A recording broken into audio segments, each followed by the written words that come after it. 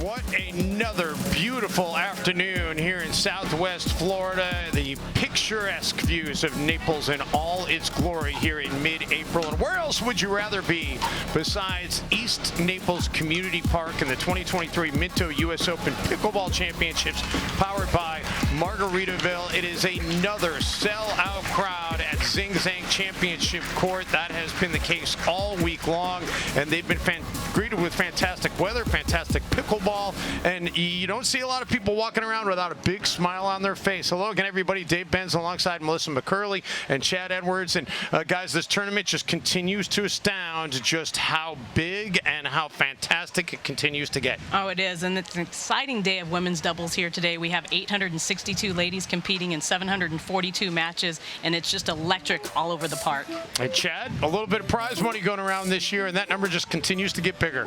Yeah, if you ask a lot of the pros, this is where it all started for them, especially the more established ones. But the increase in prize money across the board, it just allows them to really focus on their nutritional and conditioning side of things rather than spending so much time leading up on the court leading up to these tournaments. It is Ladies' Day here today. The senior women's pro doubles will be our focus, but yesterday it was the men in that division that were on center court, and look at how things played out. We'll get you the highlights of Merchant and Gingrich upsetting the one seed in a moment, but how about Scott Crandall and Jose DeRisi? They battled their way through a marathon day to eventually win bronze last night. Yeah, it was an 11-hour day. All teams played extremely well. It was a mental battle and physical battle. Ultimately, it came down who was going to make the less unforced errors, who would take the match. And those ATPs were a big part of it, Chad. Yeah, and it used to be that an ATP was a rare thing to see, but now you see them in every game. Yeah, let's talk gold, though, because Dane Gingrich and his teammate Altaf Merchant, they really came to play, and they needed extra pickleball in both games, 12-10, 12-10, to upset the one seed, but in the end, it was an emotional victory for those two. It really was. Dane Gingrich repeated his U.S. Open title here. Altaf, it's his first, and you could just see the emotion pouring out of him. You could just tell just how much it meant to him. And there's a look at the final bracket. Chad, anything surprise you yesterday? Well, I'm just, if you look at the scores, 11-9, 12-10, 12-10, 12-10, and we had so many three-game matches leading up to that one as well. It just shows how high of a level these guys were playing at yesterday. And we expect more of the same today from the ladies. Don't go anywhere. Our coverage on this Thursday from beautiful Naples continues after this quick timeout.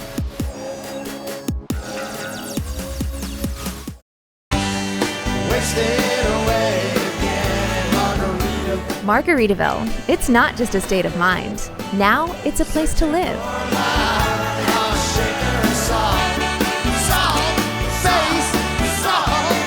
Introducing Latitude Margaritaville. New homes in 55 and better communities where you can live the Margaritaville lifestyle every day. Find your new home at latitudemargaritaville.com. Welcome back to beautiful Naples, Florida, everybody. Just about set to get our first match of the day underway at the Minto US Open Pickleball Championships.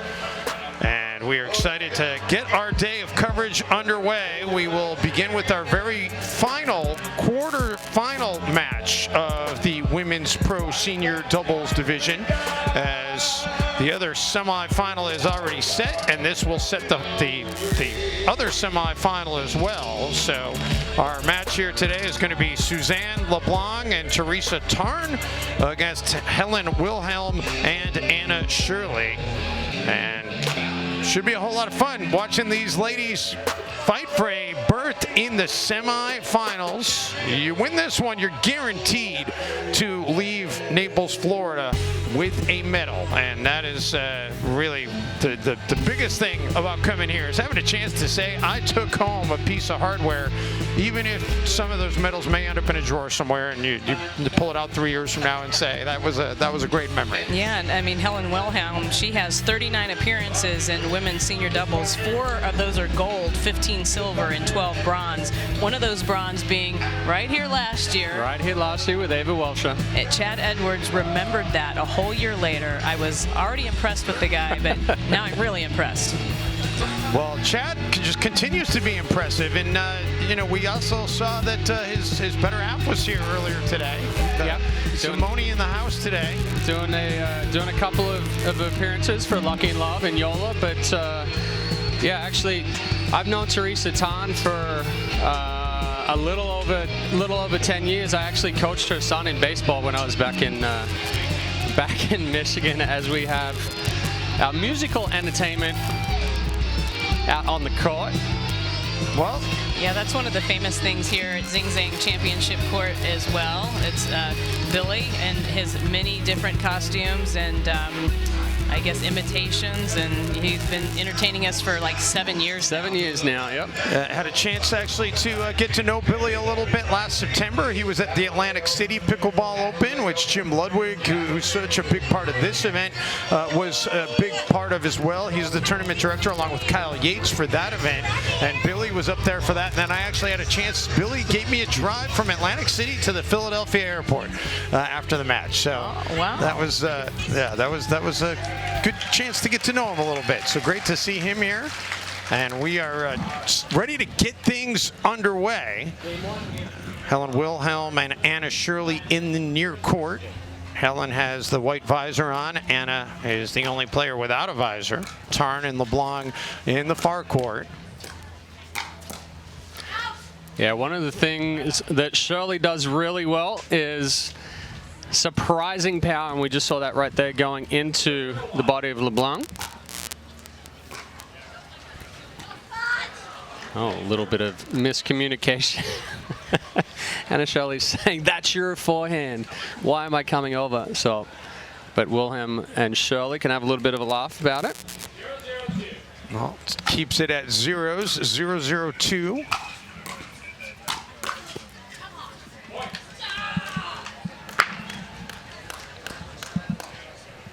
So first point of the match goes to Wilhelm and Shirley.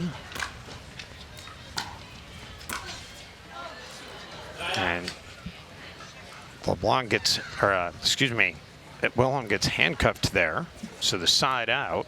We'll get it back over to Tarn and LeBlanc. 0-1-1.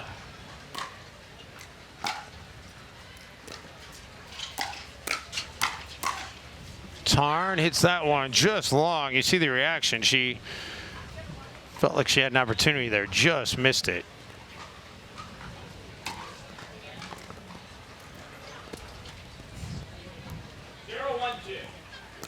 So LeBlanc taking over the serve. Oh, great decision there by Tarn. She saw the angle and she executed it perfectly to tie this thing up at 1 apiece. Great look at it there by our crew. 1-1-2. At 1-1-2.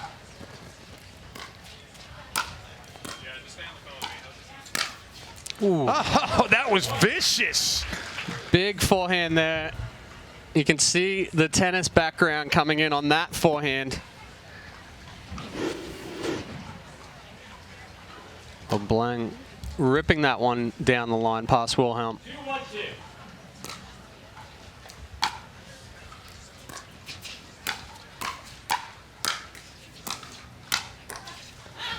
Little defensive shot there, and it goes out of bounds. Anna Shirley able to force the side out and get it back. At 1-2, it's the best 2 out of 3, and these ladies vying for a berth in the semifinals. Well, they'll take on Welsher and Simon, who have already advanced to the semifinals. Yeah, excellent drop there from Anna Shirley. Tarn trying to get up early and take that one out of the air.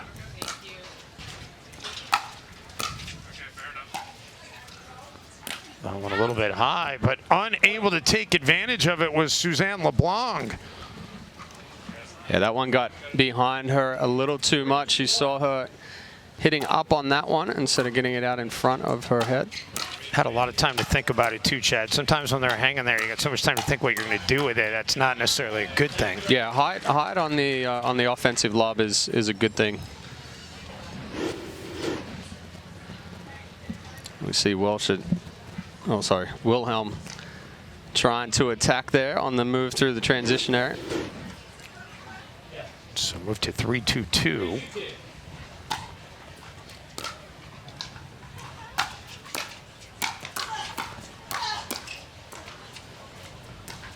Shirley very aggressive there, and then Tarn unable to execute that as she hits the top of the tape. So Melissa, I saw you look up at the flags right there. I think the wind is blowing toward LeBlanc and Tarn, and that ball's getting a little bit deeper on them on those lobs than they were expecting. Yeah, and Chad, I'm just kind of interested on your thoughts here. I mean, certainly as a team, Wilhelm and Shirley have a lot more experience, if you will, together as a team. Anna Shirley with 29 appearances, 13 golds, 5 silver, and 5 bronze, and 97 wins and 37 losses across her career. So what do you think about this matchup? I love Anna Shirley and how animated she is. She sticks with her team when she does that one, but she's probably the hardest person on herself. Yeah, I think definitely right now Wilhelm and Shirley just have a better groove and rhythm going with them here. Tarn and LeBlanc played together here last year. Got a couple of wins out of it, and they've played together throughout the year as well. But it's still their movement and the ball control and the shots that they're making are kind of a little bit out of sync right now. Tarn chases that one down as it did just stay in. Oh, what a great shot there executed by Anna Shirley. And that was just a really great example of how she saw the ball coming in high to her. A great rundown by LeBlanc of the lob overhead. When she comes back here, here's the example of just taking one step back and just finding the open court and putting it away.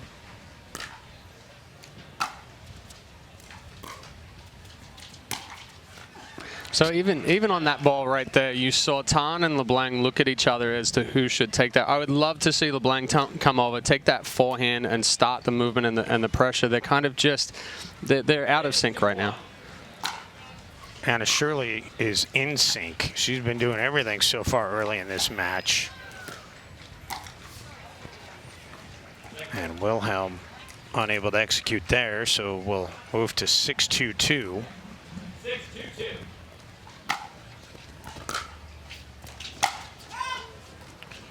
Decision to let that one go. Yeah, if she had to try to swing at that one, then we would have had to have a little discussion. That one was deep off of the paddle. No doubt about that one. And speaking of some of that experience, I'll touch on Teresa Tarn and Suzanne LeBlanc. Teresa, 39 appearances, no gold or silver, but 5 bronze and 64 wins and 79 losses over her career. LeBlanc, 13 appearances, no silver, gold, 1 bronze, 19 wins and 26 losses. Well, side out as they fail to take advantage. They've gone 5 straight serves without netting a point.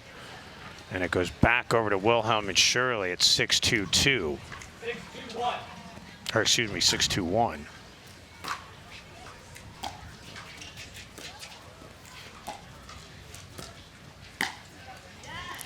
Yeah, just too good there from Shirley. Yeah, recognizing that LeBlanc was coming back over to cover the middle and just goes back behind her with the roll. And she just has so much fun. And you know, Chad, I'm sitting here, I'm super impressed with her court awareness and the vision she seems to have when doesn't even seem she's looking in that open area. Yeah, and I watched her a lot in the last year on the APP tour and now going over to NPL. And yeah, she's got raw power, but she has a lot of court sense.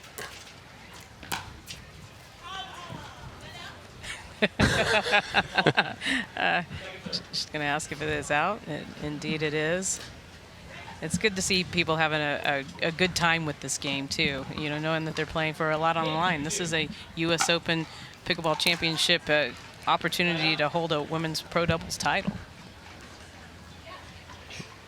Yeah, I mean, Anna Shirley is one that's definitely going to have fun out on the court. Oh, she's had that on display from the second this match started.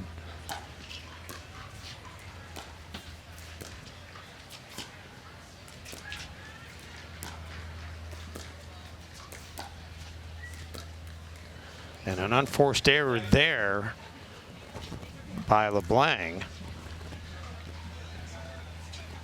2-8-2.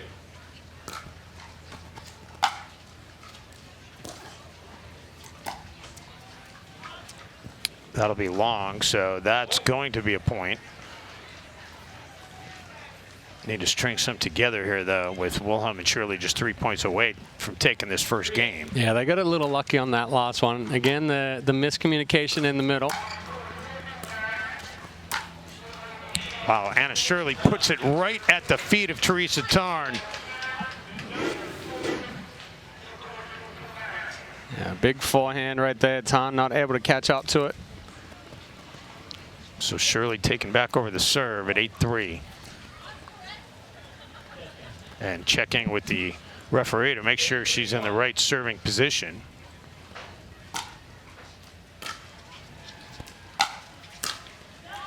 That's wide to make it 9-3, just 2 points away from this first game. And Shirley and Wilhelm have been very clean up till this point. So that's forcing LeBlanc right there to go for a little bit more, to really go fine with that forehand. And they're not pushing it wide. Tarn and LeBlanc do have both their timeouts available. Feel like they'll probably use one here if they give up another point, but instead they break that serve. Still one more away from getting the side out, though, as it moves to 9-3-2. Wilhelm was actually trying to get out of the way of that one. You saw her when she turned around saying that was out too. Well. Anna Shirley will be the hardest on herself, but at the same time then she'll turn around to Helen and be like, "You're amazing, I love you." Hey, you got to play both sides of the coin, right? She hit that one deep.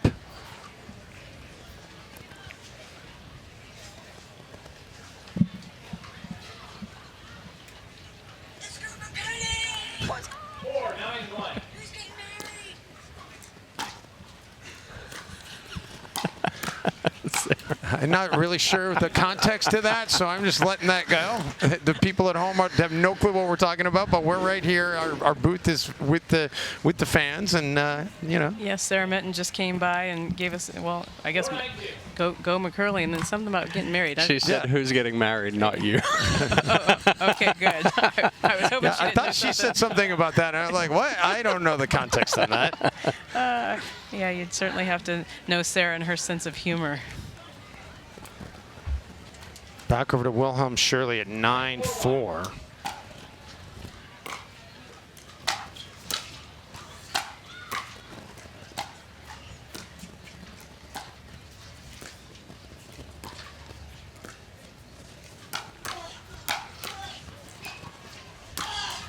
And great flick of the wrist there by Tarn. Yeah, excellent defense there. And Tarn has been beaten on the backhand side a couple of times, so that's why Wilhelm started that speed up. But the difference maker in this one is Tarn slid to her right each time on the speed up, able to clear that backhand a little bit more. Lob, Tarn was able to catch up to it. That one might have been going out, and Anna's not real happy with the result of her attempt to hit it. 4-9-1.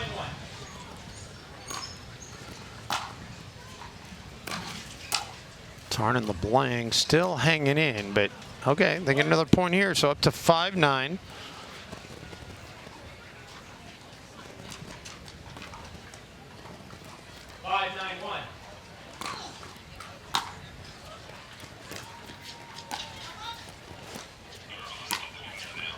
That one was just hanging there, and Shirley doesn't let it go to waste. Yeah, that was a better decision on that ball there. She didn't try to hit through the body of LeBlanc or Tarn. She just added the roll and got that ball down. Much more difficult to pick up. Oh, that one will get it to the second serve.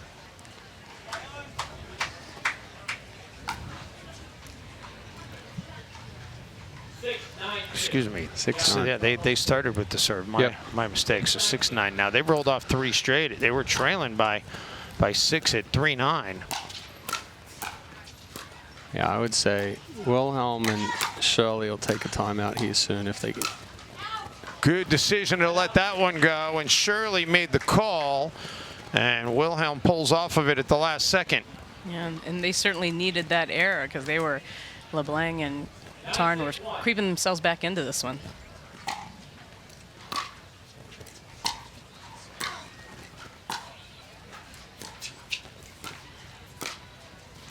Lets that one go as well, and that'll get us to game point. And are you guys surprised that Tarn and LeBlanc are not using any of their timeouts? I mean, I've been surprised on both sides that we haven't had a timeout in this one. And that's it. That is game 1, 11-6 in favor of Wilhelm and Shirley. So they are 1 game away from going to the semifinals. Here's a look at the game point again. Into the net. So 1-0 in favor of Wilhelm and Shirley.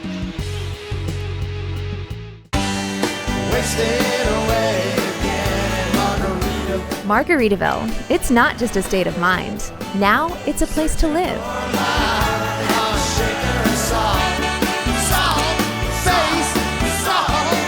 Introducing Latitude Margaritaville. New homes in 55 and better communities where you can live the Margaritaville lifestyle every day. Find your new home at latitudemargaritaville.com. Beautiful Thursday afternoon here in Naples, Florida. A little more humid today, guys, than it was yesterday. It's kind of, you can cut this humidity with a knife right now. The teams switch sides and start off 0-0-2 here. Shirley and Wilhelm taking for that first game, seeing if they can carry the momentum. Ooh, they call a foot fault there? Yeah, left foot on Anna Shirley right there. She tried to reach in and speed that one up.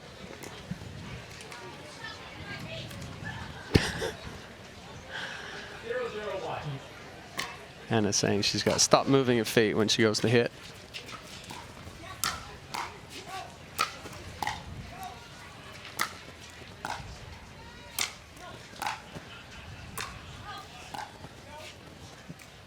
Shirley and Wilhelm both unable to get up to the kitchen there, and as a result, Tarn and LeBlanc get the first point of the game. Yeah, I thought they did a great job there keeping them back, and I don't think we can stress enough about really how important that is in most all situations. Don't invite your opponent to the net. Move to the second serve. Yeah, interesting drive there from Tarn. You don't usually see a big drive off of a slice grip right there. Very difficult to keep in the court. Side out, we'll get it back over to Wilhelm and Shirley. 0-1-1.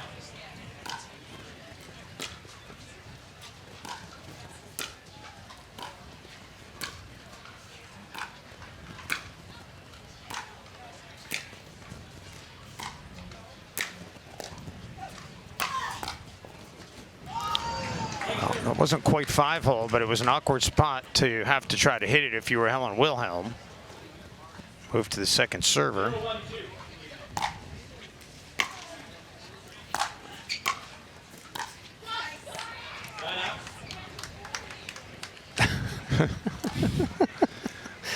And as Shirley keeps going on, LeBlanc and Tarn have done a better job putting the pressure on, being a little bit more aggressive here to start game 2. Oh, landed in. Nice job tracking that down and keeping the point alive. LeBlanc with a lob. And wow, how about that? They were dead in the water on that point. Somehow we're able to get to the surface and then find the promised land. Yeah, perfect lob retrieval there from LeBlanc, and then Tarn kept them in on the overhead from Wilhelm. I think the clash of paddles there in the middle again between Shirley and Wilhelm kind of threw them off, so it was perfect timing for that offensive lob from LeBlanc. That is wide, so suddenly a 3-0 lead. Yeah, again, good pressure and good acceleration there from LeBlanc and Tan.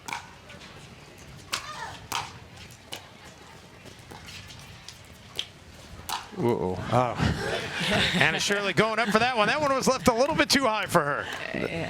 That's the danger of the law, right? You get it too short. So I call those ones slobs. Slobs? Oh. Yeah, yeah. Okay. You know what our executive producer Ray Kuliakovo calls those? 99 percenters, because 99% of the time you should hammer those, and when you're an amateur, 99% of the time you screw it up. Well, I was going to say, if you were saying that Ray's going to make that 99% of the time, I think you're lying. Yeah.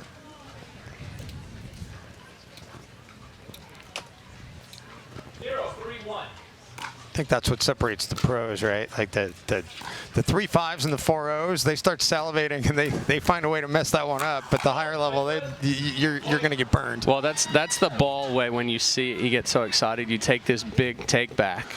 And then by the time you get to it, the paddle face is open and it flies on you. I know that from experience quite well.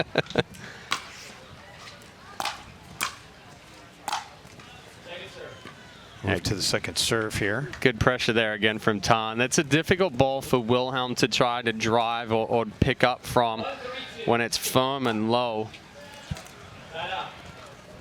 Ooh.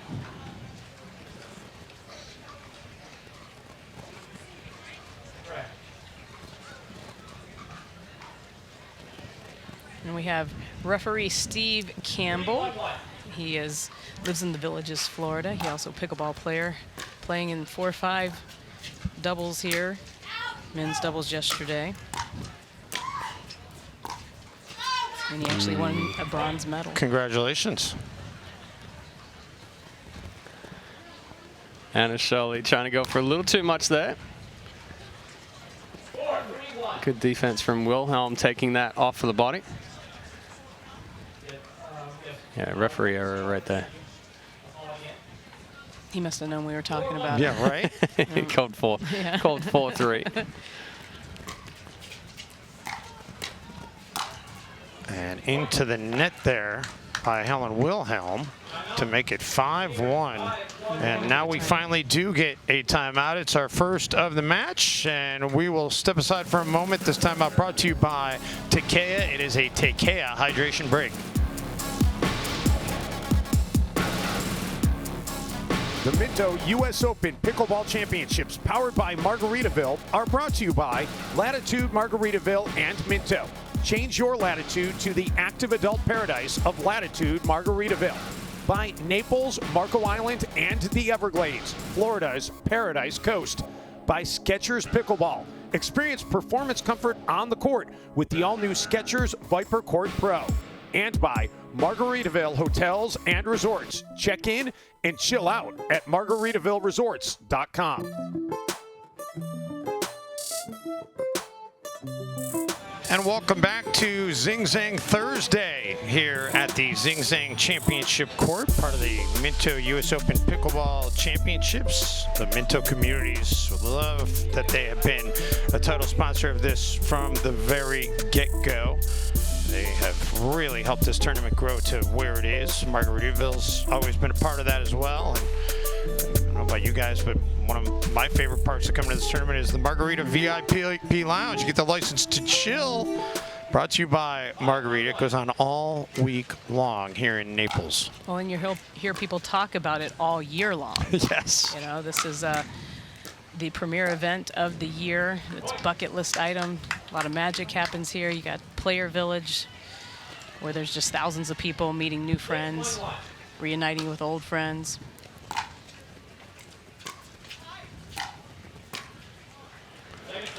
That one left short by Tarn. Ends a run of 3 straight points on 3 straight serves. Yeah, and they really seem to have settled in here, Chad. Yeah, they've made that decision to come out and be much more aggressive here in game 2. Shirley and Wilhelm have yet to find a way to kind of slow down this momentum.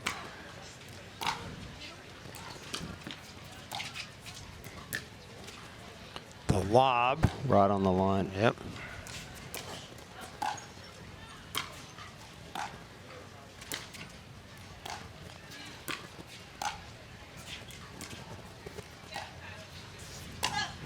Tarn, an overhead backhand on that lob to return it.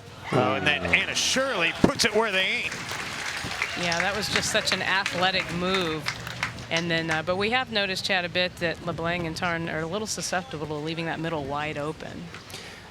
Yeah, it was a perfect spot there from Anna Shirley, but early on in that point, I was talking about Wilhelm and Shirley not being able to find a way to slow down the momentum of Tarn. And LeBlanc, they're just giving those balls back that are sitting up and they're right in the middle of the court, with the exception of that last ball from Anna Shirley. So I think they need to move the ball around a little bit more, make LeBlanc and Tarn stretch out wide, and then, like we saw, we've got the trouble with the middle. Oh, that ball was not out. So the side out. Called it out. And the serve back to LeBlanc and Tarn with a commanding 7-1 lead here.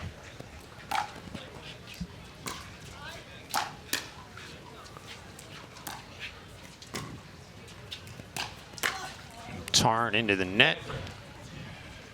And it's different. We saw that in men's senior pro yesterday with Althoff Merchant.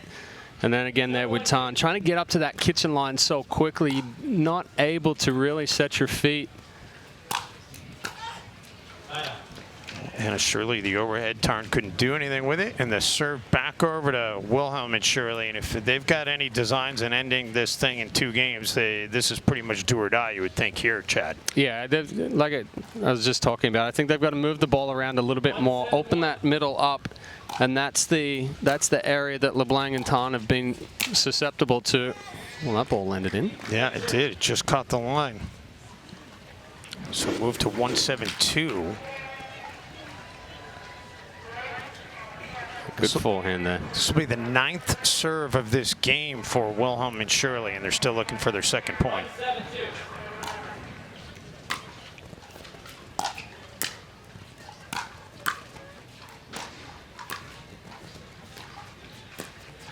And they finally do get that second point. Yeah, that was a better choice there from Anna Shirley. Both her and Wilhelm drove a couple of balls into the middle, pinched them in the middle, then went behind Tarn on that backhand side. And LeBlanc putting it right at the feet of Shirley, and the serve going back over to LeBlanc and Tarn in a advantageous position here to try and get this thing to the finish line in game 2.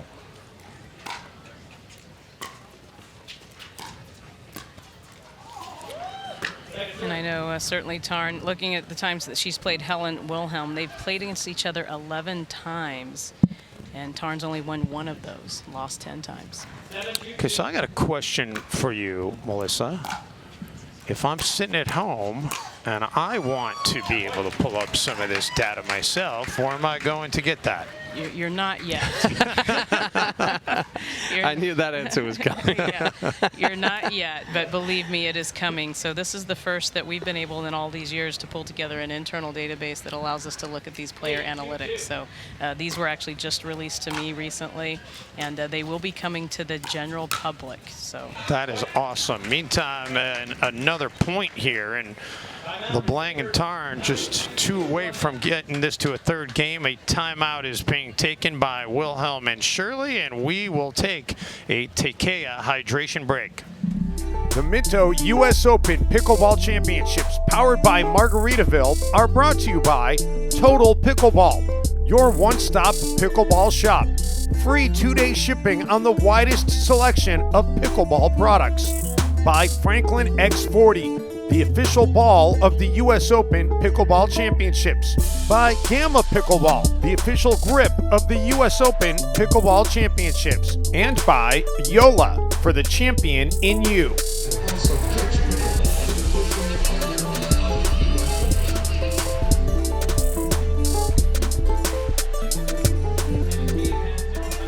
Another beautiful day here in Southwest Florida. And I'm not going to really harp too much on the humidity because it's what do you expect in Florida, you know? It's nice to be in the heat. I'm not going to complain about that one bit. No, it actually feels pretty good compared to some of the years that we've been here. And I got to tell you, as long as it's not raining, I'm all good. Yeah, this shade structure is fantastic, but it does not protect much from the rain. I mean, maybe a light drizzle it might help with, but if it's really raining, it's not going to offer much protection.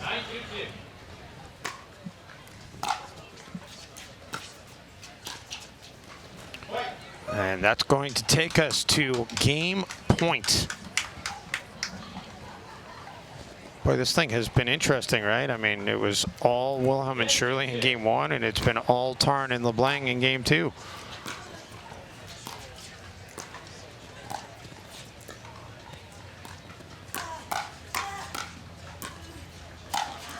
And Wilhelm puts that one away, so the serve will go back over to Wilhelm and Shirley, just hanging on here in game two at 2-10.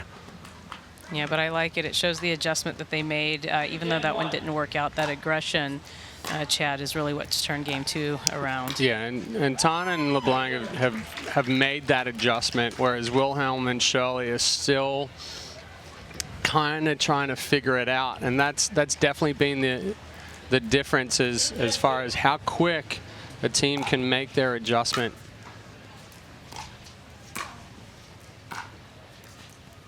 And the serve going back over to Tarn and LeBlanc. Looking to close this thing out. This is game point number 2.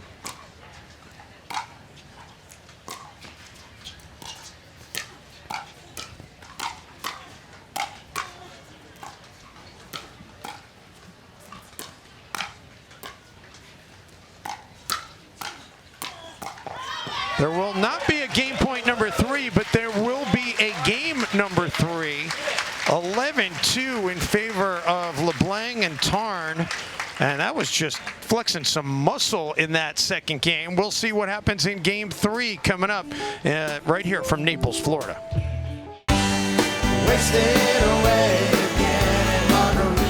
Margaritaville. It's not just a state of mind. Now it's a place to live.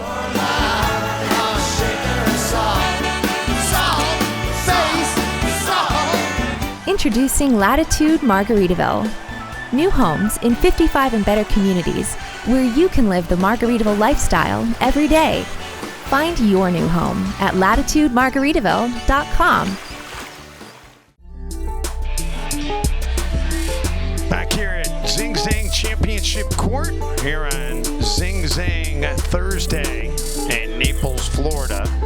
Glad to have you along on our live coverage of the 2023 Minto US Open Pickleball Championships. This is a women's quarterfinal berth in the semis on the line, and we are all tied up at 1 game apiece. So a decisive third game, and LeBlanc and Tarn will start with the serve. We'll have a side switch when one of these teams gets to 6 points.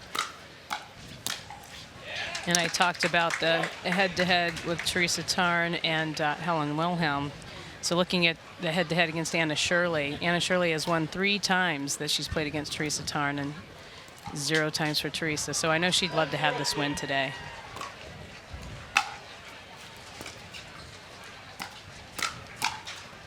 She gets a favorable bounce off the net there. And the serve will head over to Anna Shirley and her teammate Helen Wilhelm.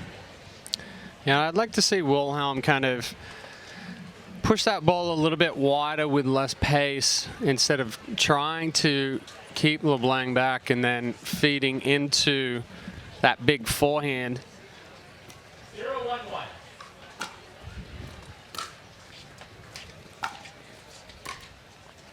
0-1-1. Tarn puts her hand up in the air, sorry, and yeah, sorry, not sorry. I like good fortune.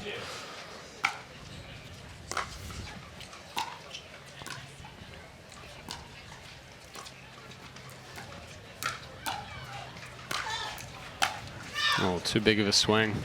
Say that again. That one was out by a mile. Yeah, I think right now Wilhelm and Shirley just trying to do a little too much. I'd like to see them stay longer in the point, move that ball around a little bit more. potentially try to isolate the backhand of Tan.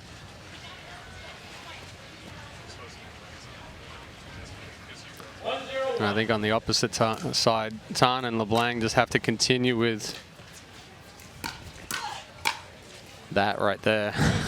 As far as being, you know, a little bit more aggressive and really putting the pressure on Shirley and Wilhelm.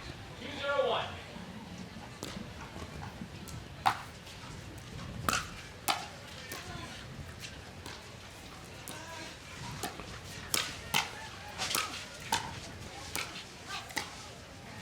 Wilhelm and Shirley both got caught back away from the kitchen, and LeBlanc and Tarn take advantage. And we talk about Tarn LeBlanc, she is 0-4 against Anna Shirley and 0-5 against Wilhelm. So I know these ladies will be super excited to get this win. Well, they're up 4-0 right now.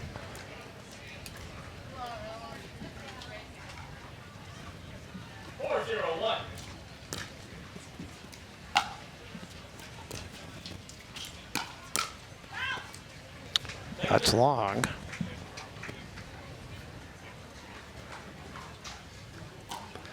Yeah, good spot there from Shirley. LeBlanc just catching that forehand a little late. You saw the paddle face open. Need to close that off a little bit more.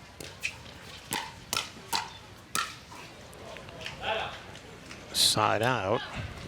Keeps hope alive here for Wilhelm and Shirley. They have scored points on only 2 of their last 15 serves. And finally get one there. Yeah, I think we may see Tan being the predominant target for Wilhelm and Shirley here for at least the next few points. 1-4-1.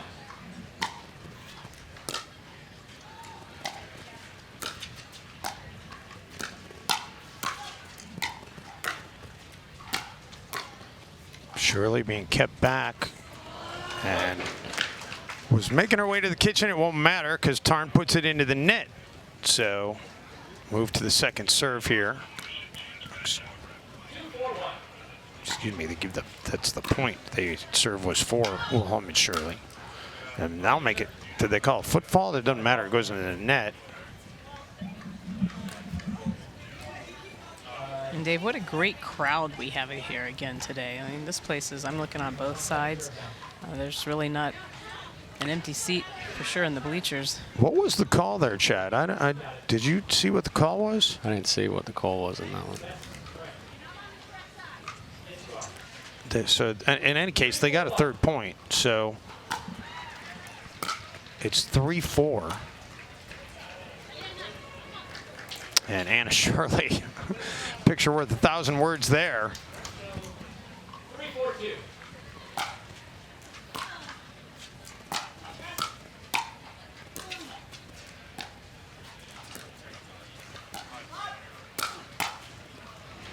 LeBlanc with the overhead that Wilhelm was unable to handle. Yeah, wrong spot there for Wilhelm. Going directly over the right shoulder, just feeding that forehand overhead for LeBlanc. I'm loving these reactions out of Anna Shirley. Yeah, it's now like she's telling herself, you know, settle in, right? We talked about Tarn and LeBlanc settling in. Now Anna Shirley's looking to do the same.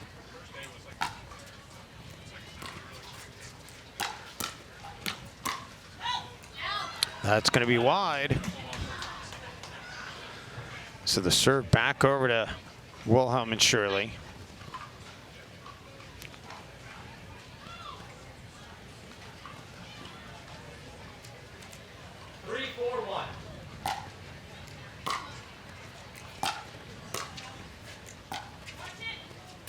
LeBlanc handles the lob. Now Wilhelm and Shirley do get up to the kitchen line. And that'll be wide. So we are tied at 4 here. I think we're seeing what we saw yesterday, guys. The level of the competition and the margin for error is so slim in these matches here on center court. Wilhelm just fell off of that one. But yeah, Wilhelm and Shirley have done a better job applying some pressure to LeBlanc and Tan They were going at Tan for a while. Now they're going behind LeBlanc.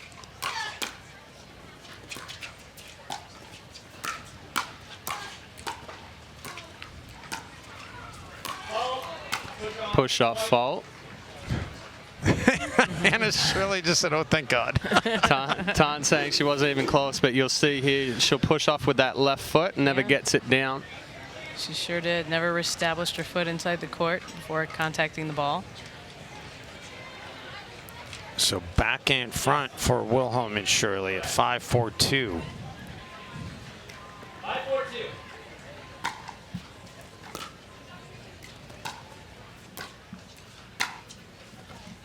That'll miss wide.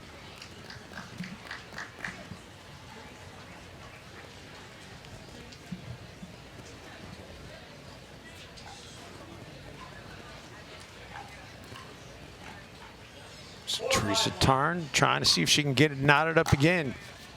Hasn't been much separation in this third game. And we are tied. Yeah, it was a good ball there from LeBlanc, crossing the body of Anna Shirley. She was sitting on that forehand side a little too much. But they've started going back to LeBlanc, and she's been...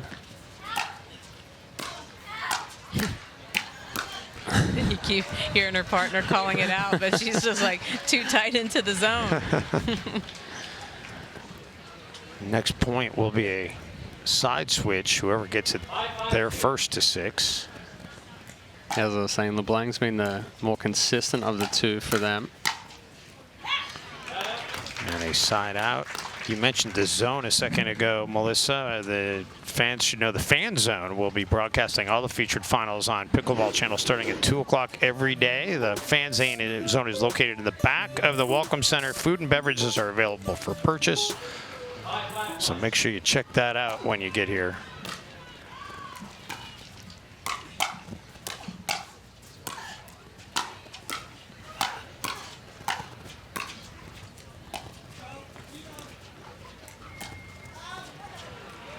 LeBlanc tracks down the lob.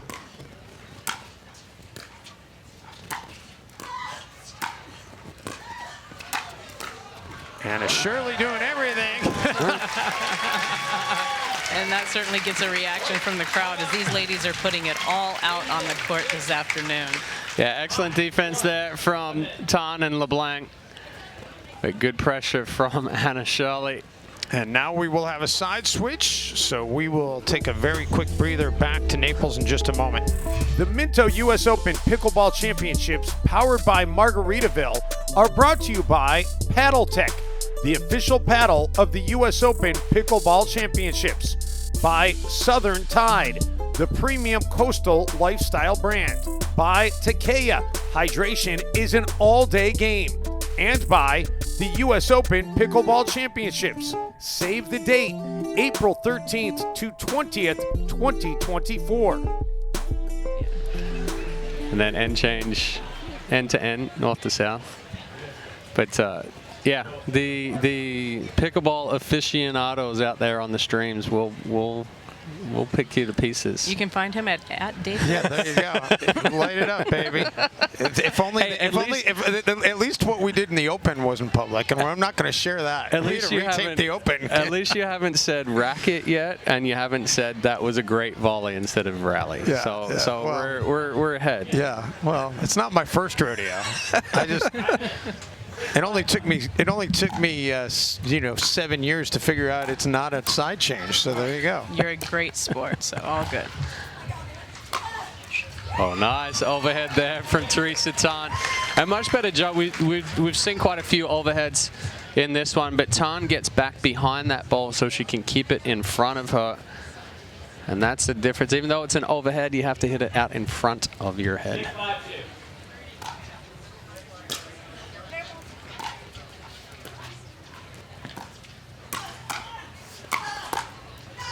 Yeah, and that was a great speed up by Teresa Tarn. Helped her get the pop up.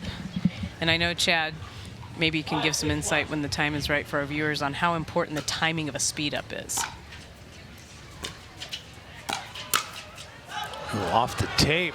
Shirley catches up to it and Gets sets up an ATP for Tarn.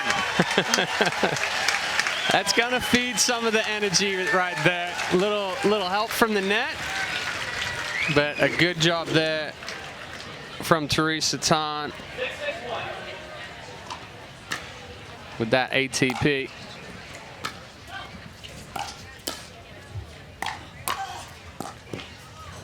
Oh, she got it back. Yeah, nice job by Wilhelm to get to that one. Oh. So I could have told you she was going to miss it before she hit it. The reason being is as she dropped down, that elbow dropped down with it. So as soon as that elbow starts dropping down, you hit forward, there's no leverage. It's just going to go straight down into the net. But to your question, as far as picking the right time for a speed up, it's all about the extension that you have or the balance that you have. If you're trying to speed up of balls that you're off balance or it's a little too close to the body,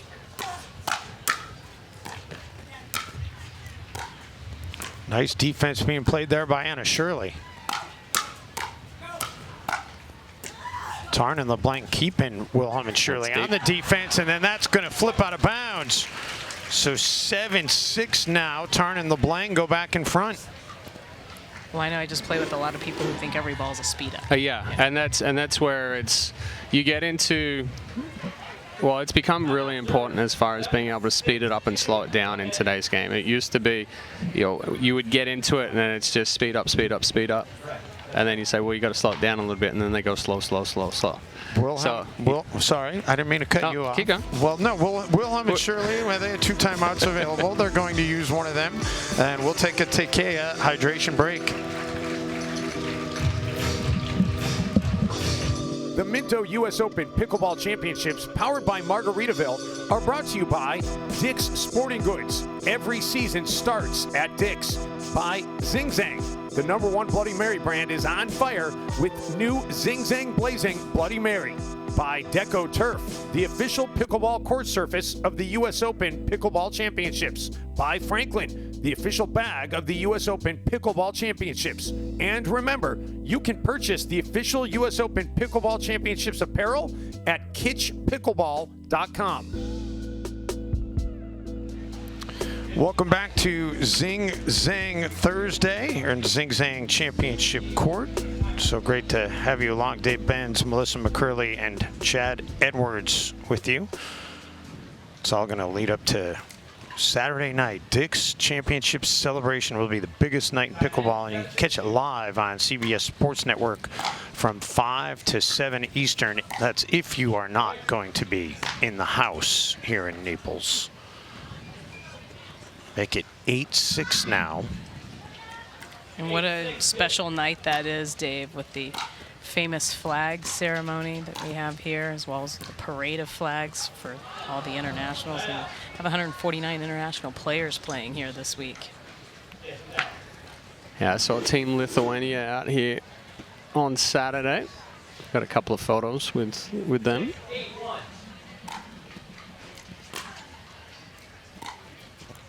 So pickleball's definitely growing across the world. Yeah, I love the country spirit. I saw Sweden. I know Australia, your home country, big presence. And then when you have the flag ceremony, it gives me goosebumps, actually, seeing the parade of flags. It does.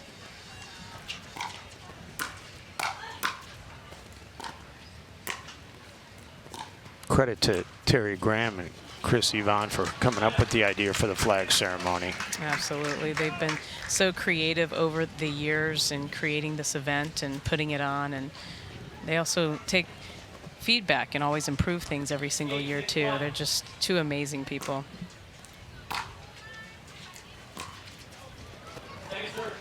Nice deep return there from Shirley, pushing Tarn back.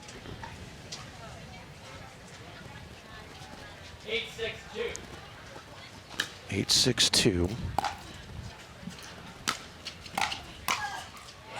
Make it 9-6-2. 2 points now away from moving on to the semis.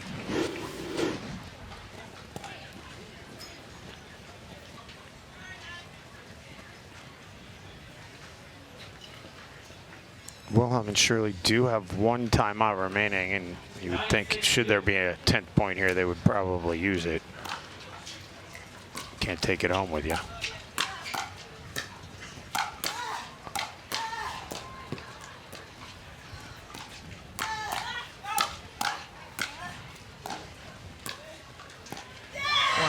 And how about Teresa Tarn on the defense from that exchange? That was just fantastic. She really just hung in there, hung in there, hung in there. And she finally forced an error from Helen Wilhelm. That was just outstanding. And they're going to play on at 10-6. So here we go, match point. 10-6-2.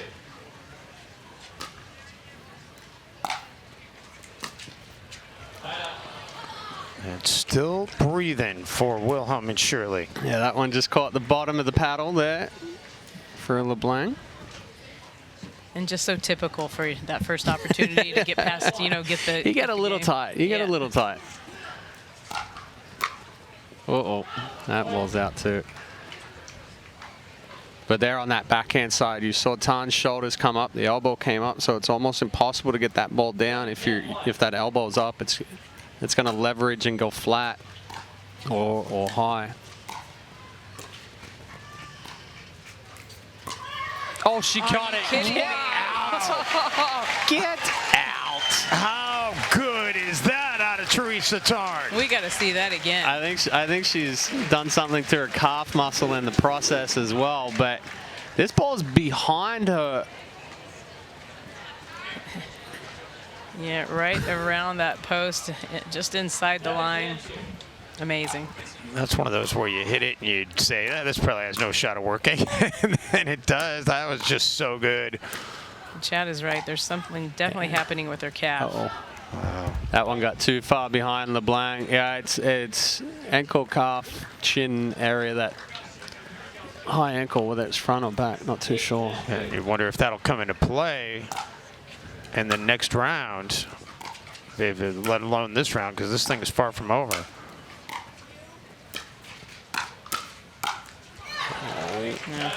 Yeah, Wilhelm taking too big of a swing there. You see the paddle go all the way back behind her body. 10-8-1. Tarn serving here to try to close this thing out.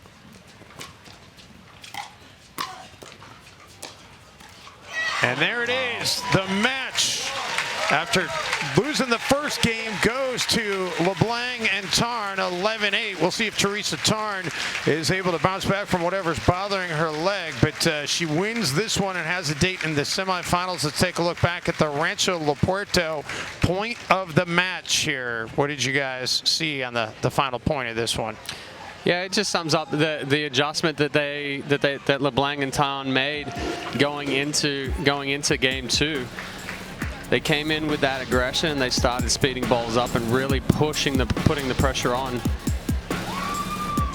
Well, congratulations to those two ladies moving on to the semis. Our coverage will continue from Naples.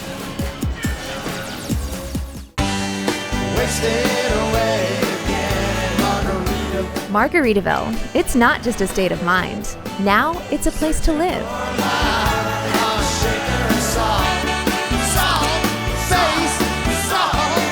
Introducing Latitude Margaritaville. New homes in 55 and better communities where you can live the Margaritaville lifestyle every day. Find your new home at latitudemargaritaville.com.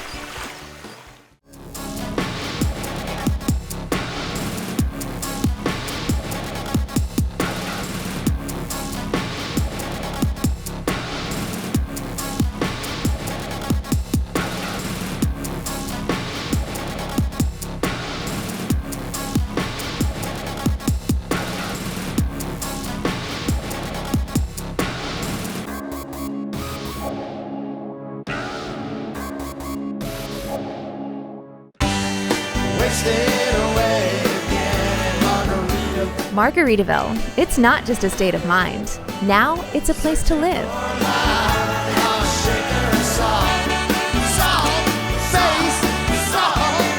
Introducing Latitude Margaritaville. New homes in 55 and better communities where you can live the Margaritaville lifestyle every day. Find your new home at latitudemargaritaville.com. Total doubles division game, and I'd like to introduce the competitors. Please welcome her from Pacific Palisades, California, Natalie Bagby.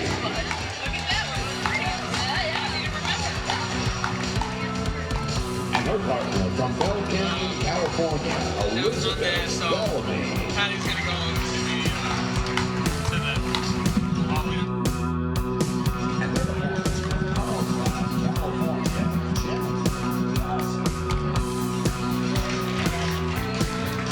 All right, and And her partner from Carlsbad, California, also Kara Williams. all right, here we are. We have our first semifinal match of the day. We got Beth Bellamy and Natalie Bagby taking on Jennifer Dawson and Kara Williams. Jennifer Dawson is the reigning women's doubles senior pro for every single U.S. Open in its existence. Chad, what are you thinking about this match? Yeah, I think this is going to be an excellent matchup here. Bellamy and Bagby very, very comfortable playing together. They play a lot of tournaments together, and they've won quite a few golds together. For Dawson and Williams, it's a newer partnership, but I've been very, very impressed with Kara Williams when I've seen her play. Well, we know we're going to get a lot of power, certainly. That's what I was just taking a little bit of a pause there. We're going to see a fast-paced game, that's for sure. Well, nobody minds a fast-paced game, that's for sure. And you just see how tightly contested all of these matches have been here on championship court. We expect more of the same here between the 1 seed and the 5 seed. Don't let that 5 seed fool you, because Dawson's certainly more than capable of being able to get her team all the way to a gold medal here. And Dawson also a Triple Crown winner at the U.S. Open. So I think we're going to see a really fast-paced, exciting match between these two teams. Let's talk a little bit. Beth Bellamy has a lot of experience. She has 302 wins, 54 losses. She has 31 golds, 8 silvers, and 2 bronze. Not too shabby. Not too shabby. And here we go. We are underway with Bagby and Bellamy starting this thing off, and they started off with an early point.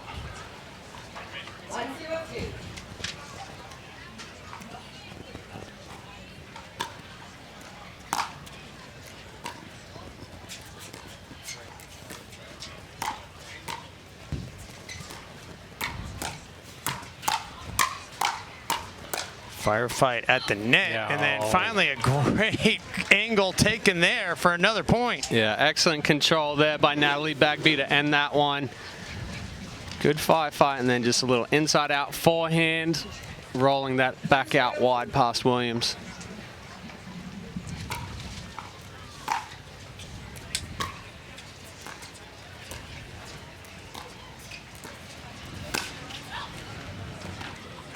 That is going to be wide by Dawson, so make it 3-0 here to get started. Yeah, it was a very good setup there by Kara Williams. She's really putting a lot on that forehand cross-court dink. Bagby ended up popping it up, but Dawson just overcooked it.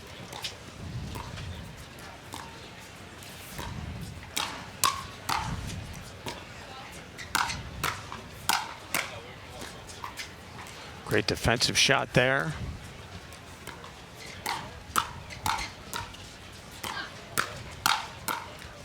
And finally into the net there by Bagby. A lot of swings on that one. There were a lot of swings, a whole lot of power and speed on display for these senior women pro doubles teams.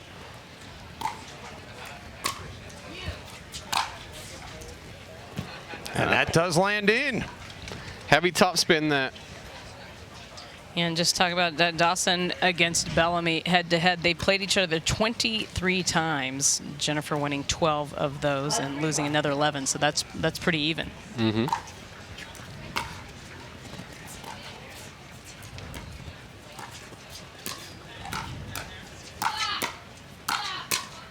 Backhand, forehand throwing there by Williams, and Bagby and Bellamy side taking all of it and keeping it going. And then finally an unforced error by Williams. And that's a real challenge, isn't it, Chad? Where you have a quick hand battle like that, and then you find yourself having to get into just dinking really back over the net. Yeah, you get used to that faster ball coming, so then you end up taking a little bit larger backswing on that slower ball.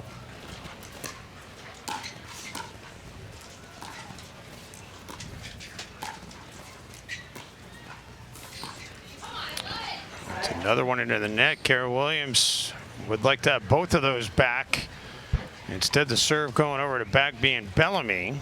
So one of the downsides with Kara Williams and that aggressive forehand cross-court dink there is if you rush through your timing a little bit, then you end up putting it in the net, which is what she did on that last point. Cut your swing off. Excellent fight there for Natalie Bagby going up against Jen Dawson.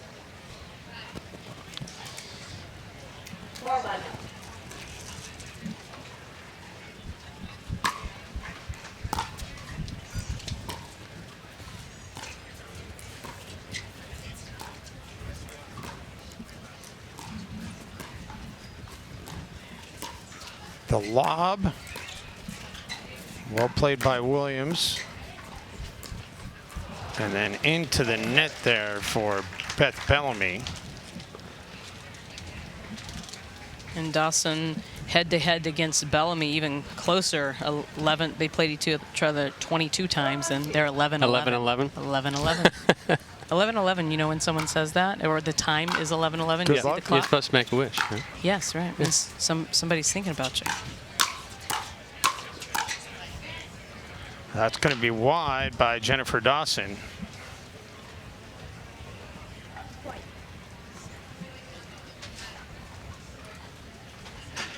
So 5-1-2. No. Yes. Yes. Yes. Correct. 5-1-2.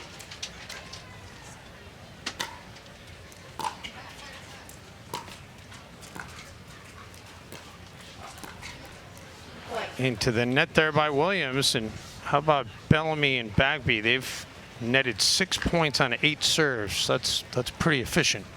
Yeah, and Bagby and Bellamy play very, very clean pickleball. They don't make a whole lot of mistakes. And they keep those unforced errors low, and they'll definitely make you pay for any mistake that you're giving them. A rare empty serve there and a side out. It's because I just said they don't make mistakes. Yeah. Of course. 1-6-1.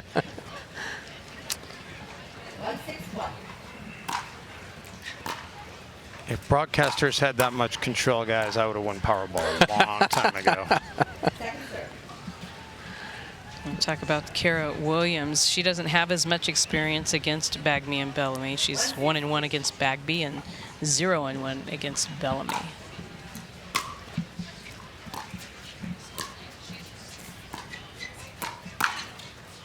Oh, favorable bounce off the net, and Dawson and Williams needed a break. See if they can get something going here. 2-6-2.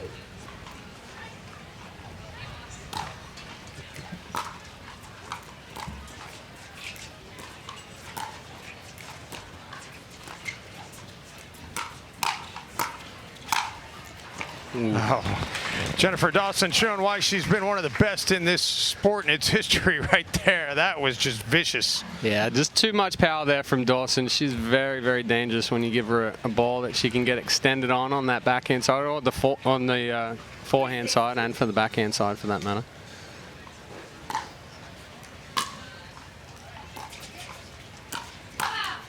The backhand by Williams into the net.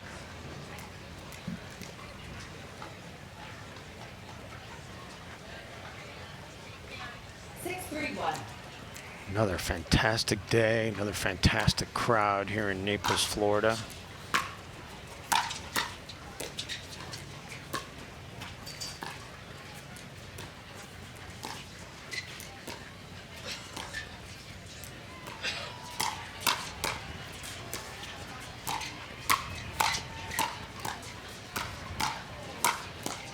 And finally, it gets put away. It took a couple of times to knock through that wall for Natalie Bagby. All right, I tell you what, I think these 4 ladies are hitting the ball harder than the guys that we saw yesterday. Yeah, they're just rearing back and really letting it go. I don't think any of the crowd is complaining. 7-3-1. There was a lot of dink and finesse yesterday in the men's senior pro doubles, which obviously is a big part of the game, but No question, people like the power. Chicks dig the long ball. That was an ad campaign once. That's true. And you know that as a former baseball player. I do know that one. 8-3-1. Chicks dig scars and chicks dig the long ball. As Melissa's shaking her head. I'm not touching that one. They also dig accents too.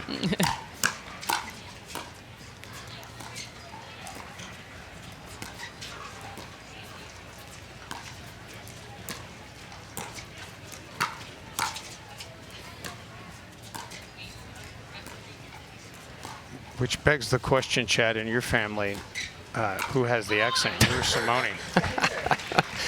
Our kids, Landon and Alexis. So the kids actually had an Australian accent when they were growing up because they spent a lot of time at home with me, and then when they went to school, they had their American accent. So now, as far as to them, both mom and dad talk funny. Can they still turn on the Australian accent? No. Well played shot there. It gets us to 9-3. I mean, talk about efficiency. It just continues. They've served it 12 times. They've got 9 points on 12 serves. 9-3-2.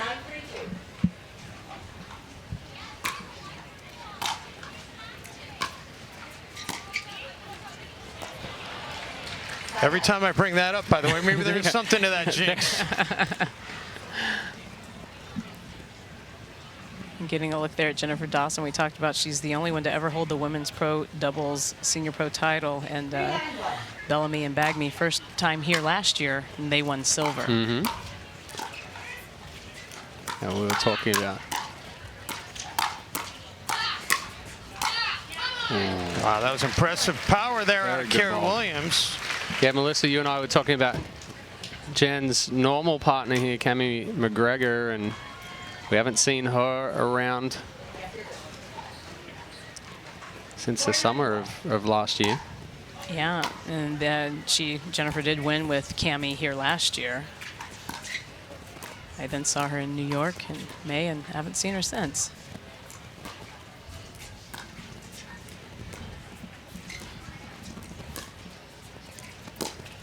A little finesse on display there, and then some power. Ooh, Bagby just turned that one over a little too much. Yeah, the first time I saw Kara Williams play was in Mesa last December. Yeah, and I think the last time we saw her here at the U.S. Open was 2018.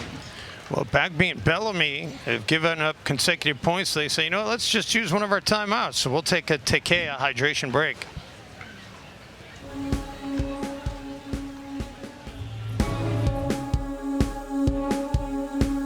The Minto U.S. Open Pickleball Championships, powered by Margaritaville, are brought to you by Latitude Margaritaville and Minto.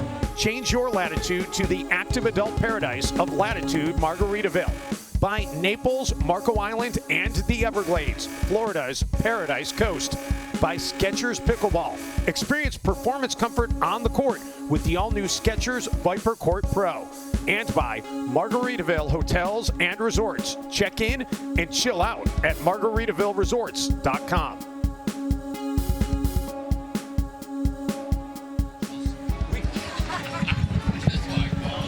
Welcome back to the U.S. Open Pickleball Championships. Dave Benz, Melissa McCurley, and Chad Edwards with you as we continue through this Thursday, the women's senior pro doubles. And right now, Bagby and Bellamy with the decisive advantage of 9-5, but they've given up consecutive points. And you like that timeout call right there, guys? Yeah, no, definitely so. Anytime you can get a timeout, take your breath, kind of regroup, talk about your strategy, what's working, what's not working. Sometimes you just need to catch a breath. Yes.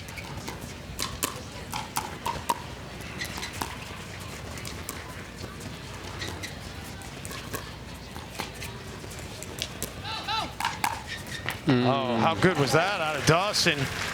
Yeah, Bellamy kind of got stuck in wet cement there after she hit that lob. She kind of hung out in the middle in the transition area. Dawson just a softer paced overhead there. 6-9-1.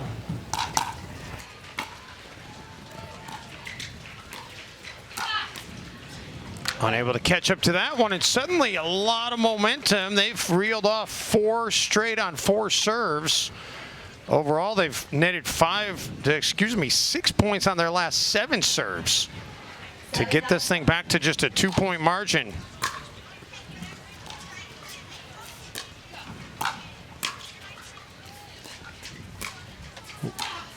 Wow, and what a dink by Kara Williams.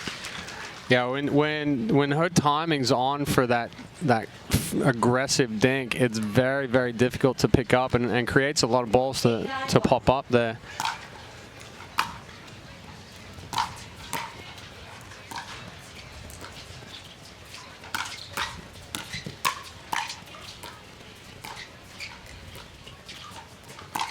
Oh, Dawson tried for the power backhand, but hits the net. So move to the second server here at 8-9-2. Yeah, I think that speed up was there. She just let that ball get a little too close to the body and ended up pushing the weight back.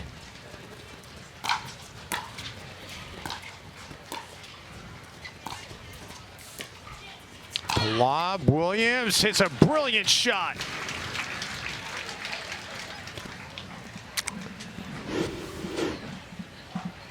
Yeah, that's a tough ball for Bellamy to try to get deep. So tied at 9 now, 9-9-2. 9-9-2.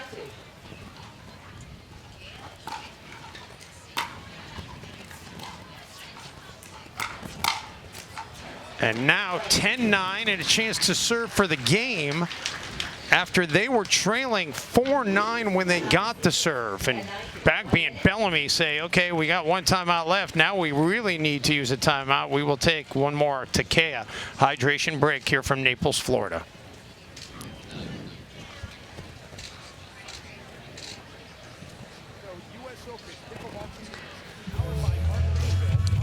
By Latitude, Margaritaville, and Minto. Change your latitude to the active adult paradise of Latitude, Margaritaville. By Naples, Marco Island, and the Everglades, Florida's Paradise Coast. By Skechers Pickleball. Experience performance comfort on the court with the all-new Skechers Viper Court Pro. And by Margaritaville Hotels and Resorts. Check in and chill out at margaritavilleresorts.com. Welcome back here to Naples, Florida, everybody. As we have reached game point here in this first game, and boy, it was looking like Bagby and Bellamy were just going to coast to a win here over Dawson and Williams in game 1, but not so fast. They've turned a 4-9 deficit into a 10-9 lead. Yeah, and Kara Williams just came out of their timeout that they took when they were down and just came out absolutely on fire.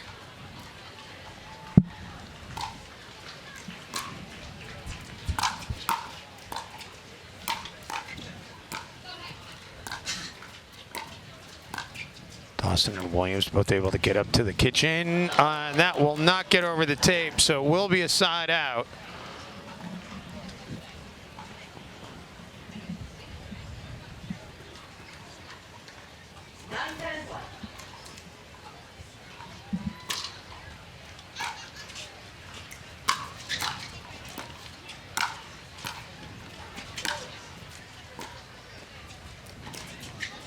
Williams into the net, so we're going to have extra pickleball tied at 10 now. Yeah, that's been the breakdown for Williams there. She's had some success on that forehand side, but she's also missed quite a few balls into the net. Once that ball gets closer to the body and you end up jamming yourself up, very difficult to pick that up and put it back over. It comes out very, very flat.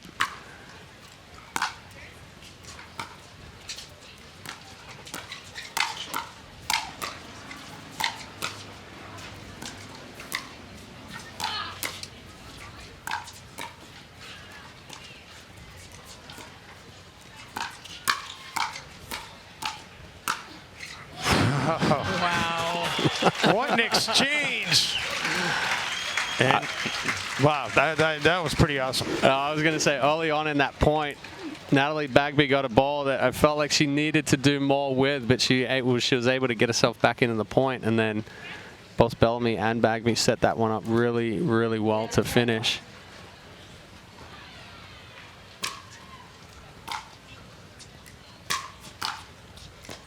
So this is game point number 2 with the first game point for Bagby and Bellamy, and they won't need a second. Well, they nearly squandered a 9-4 lead, but they hold on to win it 12-10, and they lead this best 2 out of 3, 1-0. Yeah, and that's a rare error by Jennifer Dawson to end the game as well. Yeah, you're going to see just a really big backswing from Jennifer Dawson on this one. You'll see how far back she goes. Catches that one late. And if you're a fan watching, you had to love that, guys. It wasn't quite rally scoring, but 33 serves to get 22 points. Oh, a lot of fun.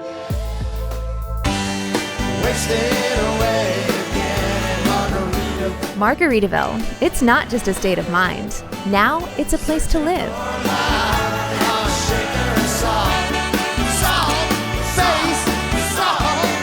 Introducing Latitude Margaritaville.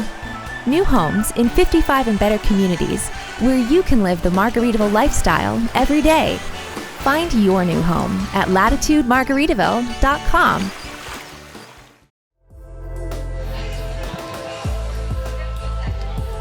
Welcome back to Naples, Florida. We continue our coverage of the 2023 Minto U.S. Open Pickleball Championships, powered by Margaritaville. It is Zing Zang Thursday here on Zing Zang Championship Court. Also Women's Doubles Day, all day today. I mentioned we have 842 ladies playing on site. Yesterday we had 980 men. 001. A lot of people wanting to be a part of this tournament, both as spectators and as players. Move to the second serve here. That one just peeked above the net for a second. 002.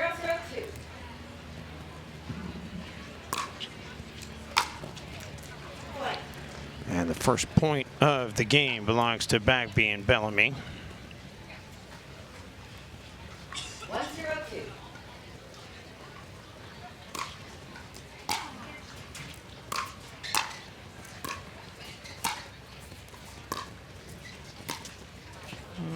And make it the first 2 points of the game belong to Bagby and Bellamy. Yeah, and I know Jennifer Dawson just said that's on me. It's very uncharacteristic to see her string together any number of errors. Yeah, just trying to be a little too fine. Get a little bit more clearance over the net and just be prepared for the speed up.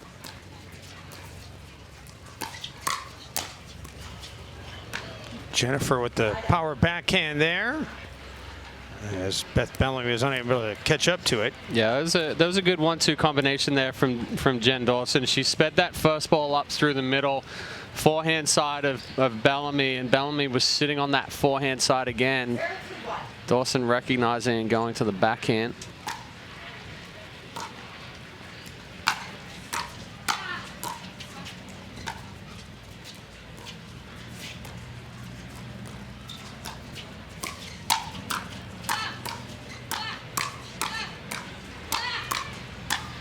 Wow. Well, Kara Williams is just going to keep at it until it either works or goes out of bounds, but that one was brilliant. Yeah, and that's what you're going to have to do to get anything past any of these ladies. It's going to have to be down and hard and at the feet. Yeah, it's a fire and reload there. No time to think. And that one will land out of bounds. Second serve. So move to 1-2-2. 122. It's the first of 2 semifinals. We'll also have the gold medal match and the bronze medal still to be played here on Zing Zang Championship Court. Of course, everything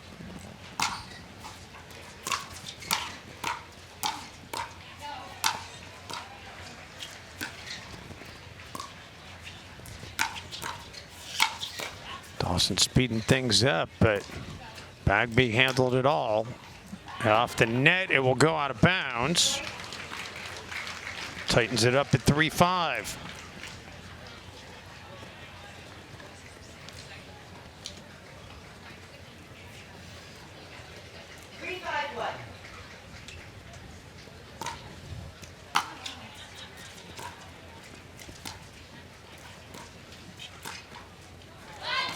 Make it 4-5. Yeah, I wouldn't be surprised if Bagby and Bellamy start going at the backhand of Kara Williams a little bit more. She's definitely not able to put as much pace on that backhand and going into that left foot. That one does just stay in. They're certainly testing that, Chad.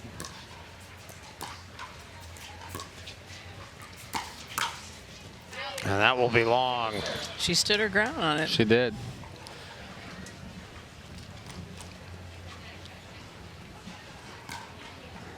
So move to 4-5-2 now.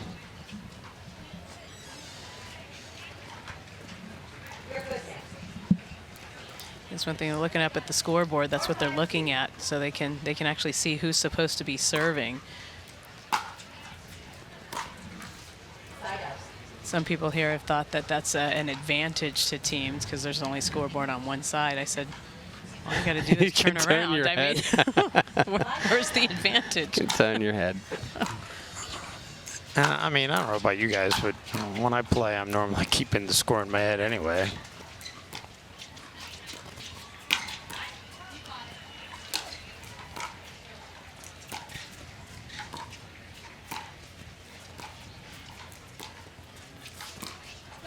The lob does just stay in.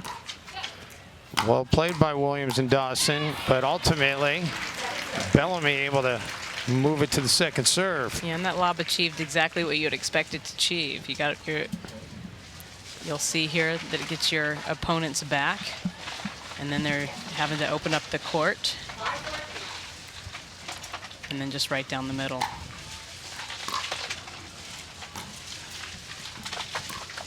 Sounds like ice dropping. It is, right back here in the cooler. There you go.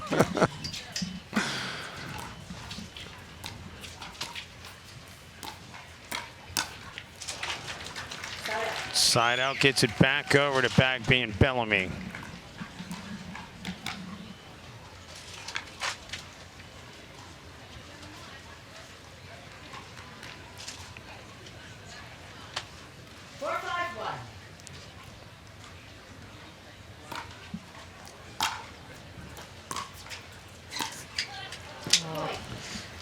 Yeah, and that's tough, Chad. I mean, what would you say to the viewers taking a look at that? It's coming over with. Is that something you should let bounce and step back on? Yeah, that's a good ball to take out of the air because you cut down the amount of time that your opponents have coming forward, but it's something that you can't be overly aggressive on. You know, you've just got to get some height over the net and still create that good angle. But if you want to be a little bit more aggressive and put some pressure on, then yeah, let that take a step back, let it bounce.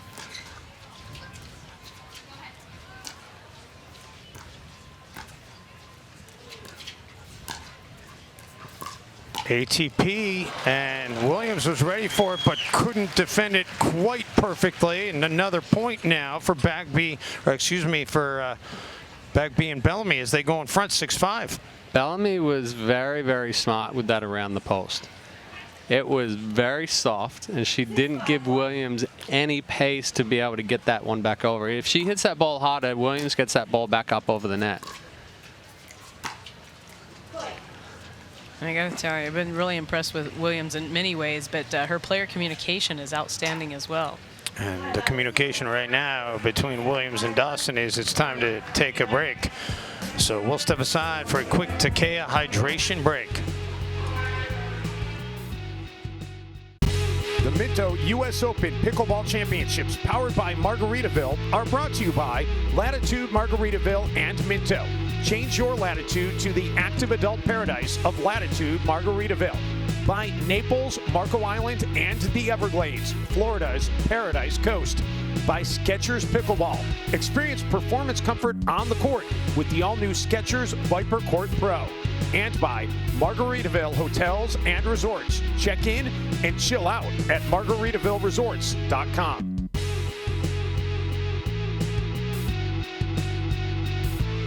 Dave Benz, Melissa McCurley, Chad Edwards, along with you here on this Thursday afternoon in Naples, Florida. And then we have a look at referee of this match. Trish Stewart lives in Buffalo, New York, but spends most of the year right here in beautiful Naples, Florida. She's an outstanding ref with lots of experience. Appreciate all the refs who are a part of this. And we have 59 in total here who will referee a large number of some 5,500 plus matches.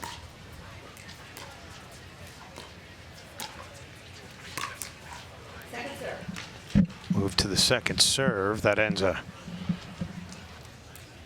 run of 3 straight serves that resulted in points.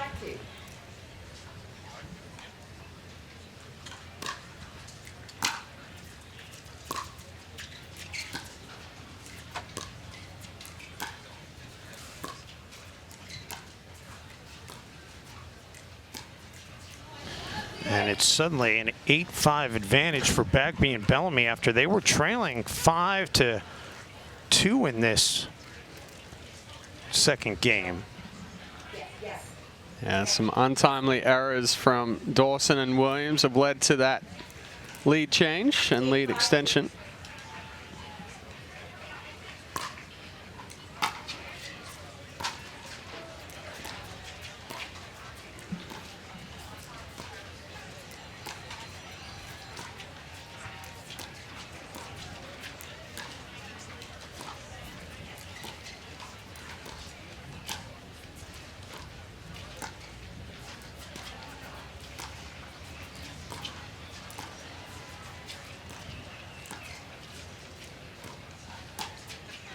Certainly not the power on display like it was early in this one, except for right there, and it ends up costing Jennifer Dawson. Yeah, they probably just came out of that timeout and thought, you know, let's kind of slow things down a little bit, see if we can't construct some points instead of, you know, just coming out and going at the firefight. Yes, ma'am. 9-5-2.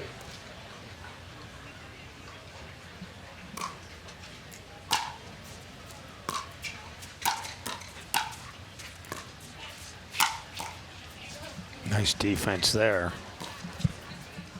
And that one will land wide. And all of these players are from California, Chad. I mean, wonder what it's like for them to make this transition into the Florida heat and humidity. Yeah, they're all Southern Cal as well, so there's not that humidity there, that's for sure. Doesn't seem to be bothering them one bit. Well, as a California resident, I can tell you it's definitely a change.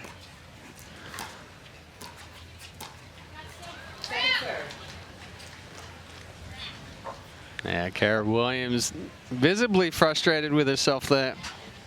She's tried to do a little too much with it, added more risk than needed. You can only imagine how mentally she has to prepare knowing that Jennifer Dawson's never lost this event.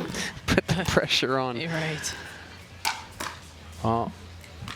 I'm going to get a point there. Still hanging on. With the format for the U.S. Open, there is no come around, so there's definitely a lot of pressure on this one. 6-9-2. And I'll tell you a little bit, there's actually some history and story behind that decision.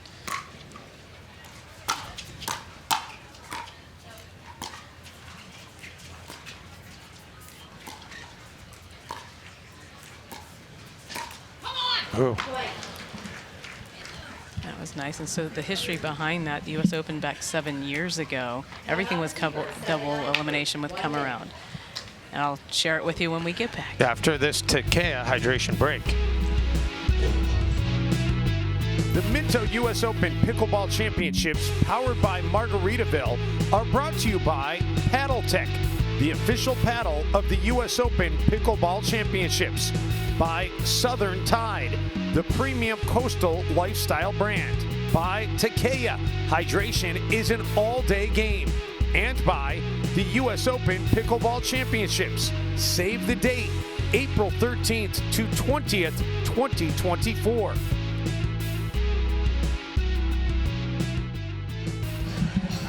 Back here in Naples, Florida, 7-9, Dawson and Williams trying to see if they can get this thing to a third game. So I'm going to tell you a little bit about that history of the format that we were talking about. So back 7 years ago, everyone did double elimination. U.S. Open decided to do a consolation format to where if you lose, the best you can do is bronze. That was quite controversial back then. In fact, the second year, some of the pros said that they were going to boycott coming to the U.S. Open. Of course, they didn't. And but the idea was at the U.S. Open, if you won the U.S. Open, you were truly the very best on that day. And I think everybody agrees that was a great decision.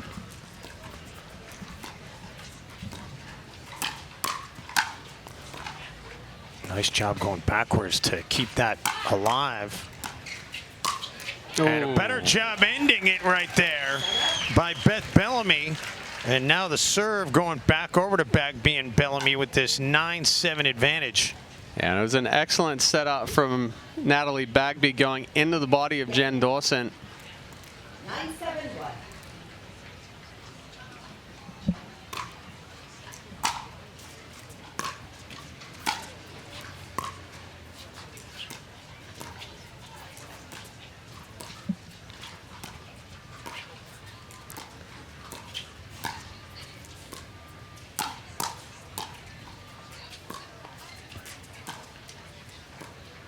Bagby going back and forth. Dawson flips it up over to Williams.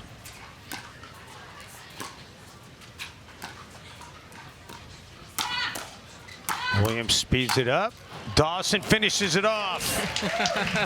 And you can see the relief on Karen Williams' face right there. I always feel like, you know, you don't want to give up the point that puts the other team a point away. I mean, it's, you know. I know.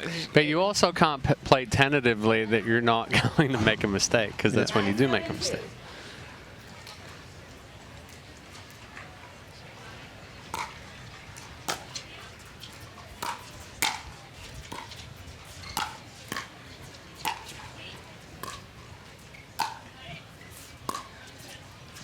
Bellamy back on that baseline, but that's not going to matter as that's out of bounds, and that will take us to match point. Yes, ma'am. So Bagby and Bellamy 9-7-2. trying to punch their ticket to the gold medal match, the 1 seed coming into this tournament.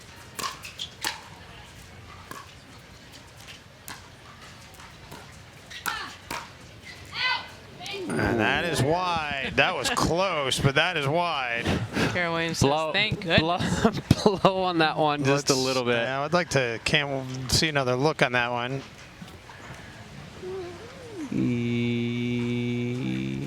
Yes. Oh, yeah. A couple of inches. 7-10-1. All right, so 7-10-1.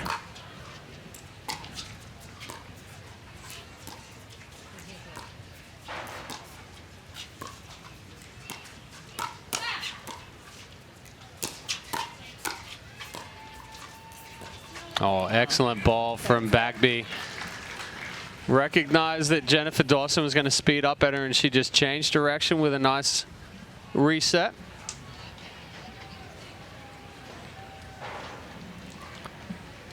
Moves it to 7-10-2.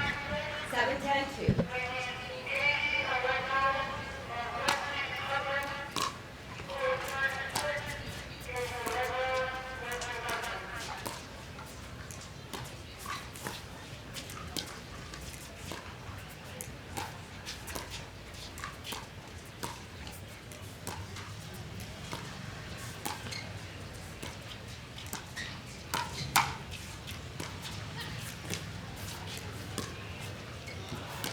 Oh. Dawson got there, but then wasn't able to get it back up over the net. And now the serve going back over to Bagby and Bellamy. They'll get 2 cracks at it if they need it. Up 10-7-1, and this is match point number 2.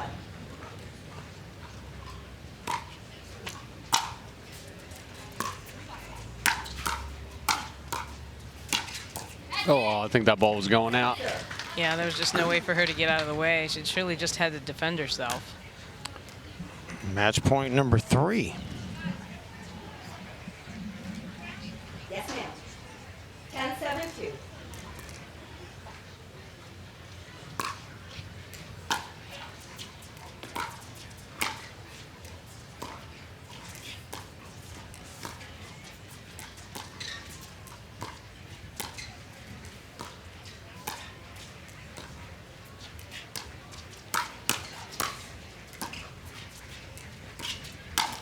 Oh, Dawson tried to speed up, and instead it ends up ending the match.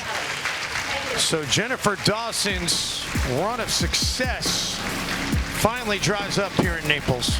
Yeah, and that's a tough one. They played excellent. It just really come down to unforced errors. I think the strategies on both sides on how to play each other was on point, Chad. And but Natalie Bagby and Beth Bellamy were just too tough today. And let's look at the Rancho La Puerto point of the match, Chad, and it turns out being a good one for Bagby and Bellamy. Ava Walsh had thrown her face in right there. Title sponsor, Minto Communities. Minto is a strong supporter of the game of pickleball. We're going to have the Rancho La Puerto point of the match. For more information. And here it is. Yeah, it was a good ball movement again from Bellamy and Bagby. And Dawson, a couple of times she just tried to do too much and tried to add too much power to some of those shots and missed a few into the net. And I think overall that was the difference between the two teams. Like you said, Melissa, it was just Bellamy and Bagby played clean to pickleball. That's one semi in the book, the other coming up shortly.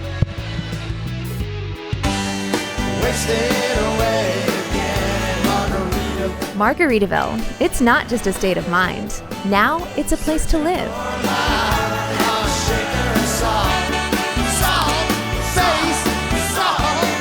Introducing Latitude Margaritaville. New homes in 55 and better communities where you can live the Margaritaville lifestyle every day. Find your new home at latitudemargaritaville.com. Welcome back to Naples, Florida, everybody. Our first semifinals are in the book. And we are ready to go with our second semifinal match. Another berth in the finals on the line. And our shot of the day. Rancho La Puerto, thanks so much for being a sponsor. Love them sponsoring the shot of the day. Giving them a lot of love, as we should. So there's a look at the final score again, and we're getting ready for the second semifinal match. Welsher and Simon taking on LeBlanc and Tarn. And LeBlanc and Tarn were able to win in 3 games to get to this semifinal. Welsher and Simon, they won in consecutive games in their quarterfinal match. Just going to show you some of the final stats from that match that just completed. Dawson and Williams, they did not help themselves with the 32 unforced errors in that match. Yeah, I mean, the unforced errors were the difference there. Difference of 10 between the two teams, and then you look at the outright winners, and it's only a difference of 6. So even though Dawson and Williams were the more aggressive team, and you would expect to see a little bit higher count for the unforced errors there, it wasn't. Yeah, let's turn the page now. Let's talk a little bit about this match we got coming up. And, you know, guys, we saw at the end of that quarterfinal match, we saw Teresa Tarn, who's out there in the green. We saw her limping a little bit. I did have a chance to pull her aside momentarily after that match ended. And I asked her if she was cramping, and she said, no, not cramping. Stress fracture. Stress fracture. Yep. Yeah, she's dealing with a stress fracture. So it is, you know, she said, though, she's going to be fine. She thinks she's going to be okay to go here. So we'll see if she's able to work her way through it against this third-seeded team of Welsher and Simon.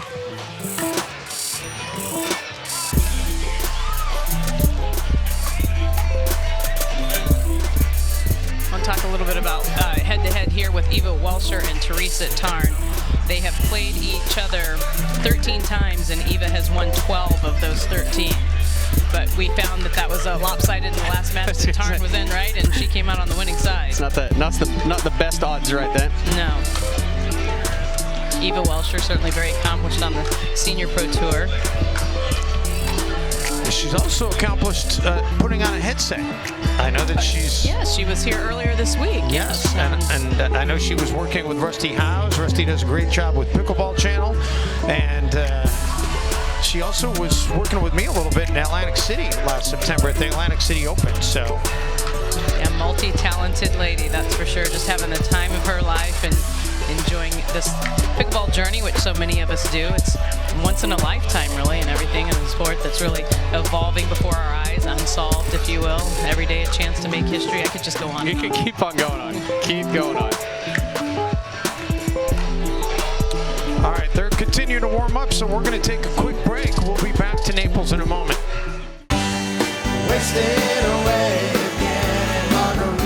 Margaritaville. It's not just a state of mind. Now it's a place to live.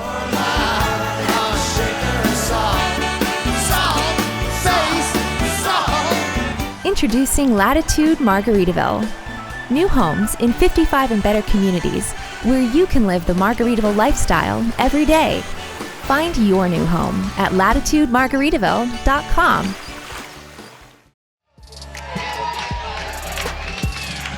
Oh, what a great afternoon it's been here in Naples, Florida. The crowd fired up for this second semifinal, and we are ready to get it underway.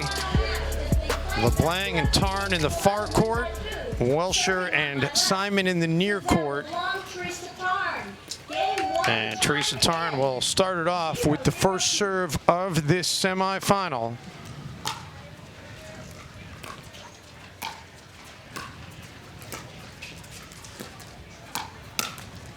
So we talked a bit about Welsher and Tarn. Simon has never played against Tarn and has only played once against LeBlanc, and she is 1-0 in that.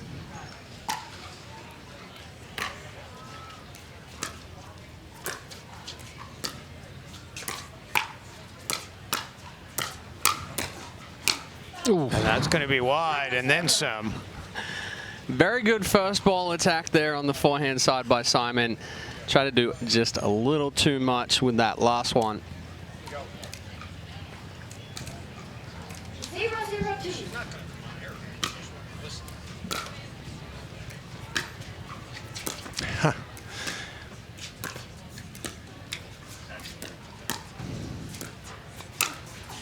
Off the net. And that's the first point of this match. 1-0-2.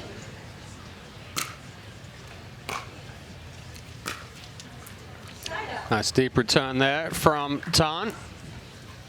Simon just a little late getting that paddle ready.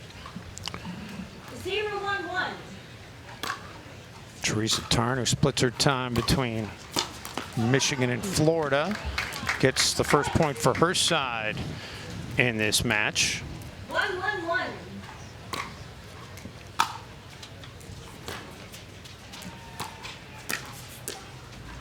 Nice job catching up to that off the net. And then the backhand by Tarn. Welsher couldn't handle it.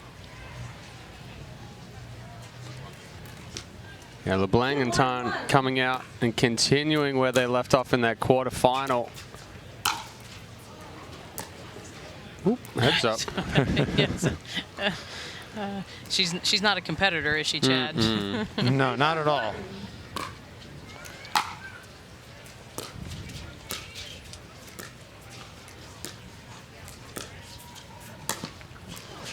Oh, how good was that out of Eva Welsher? And speaking of being a competitor, Eva Welsher in her career, 162 wins and only 78 losses. Her partner Simon, on the other hand, just 28 wins and 17 losses. So Yeah, not playing in as many tournaments there as Angela Simon. do you think that experience will come into play here? I watched her play last year, and she stepped up on the big stage pretty well. But yeah, if we get into a situation where you start feeling that pressure and you've got this size of a crowd around you, you definitely feel it a lot more when you're not used to being in that situation. Yeah, and these are some of the biggest crowds I've seen on senior day here at the U.S. Open. Well, it's interesting you guys bring that up about the crowds, because I don't know how many people actually think about that, but I mentioned yesterday the podcast that myself and Ray Kolyakova had Terry Graham and Chris Evon on, and Chris brought up a great point. She said back in 2016, that first match, as it gets this one here moves to 3-3, that first tournament, she didn't think the matches were that great because she thought the players were a little bit thrown off by playing in front of bigger crowds, and it was an adjustment for them. Yeah, it was a big adjustment, not just the first year, but going into the second year as well, because we'd see it in such short matches. I mean, really, they're going like 20 and 25 minutes. 3-3-2.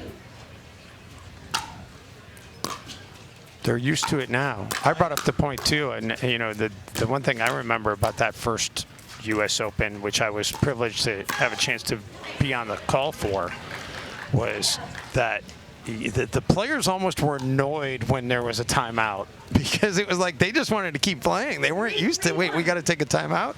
And I think now everybody's adjusted to it. Oh yeah, the timeouts lead to there being money and revenue coming into the sport, so everybody's good with it. But at first it was kind of, they didn't love it. Oh yeah, because many of them hadn't been through any of that type of thing before, and so there's been a lot of education that's had to go into the players as part of their evolution as well, as to the importance behind timeouts and TV timeouts. Yeah. And orders of play. Long time between waiting for their time on championship court. Serve goes back over to Welsher and Simon. 3-3-1.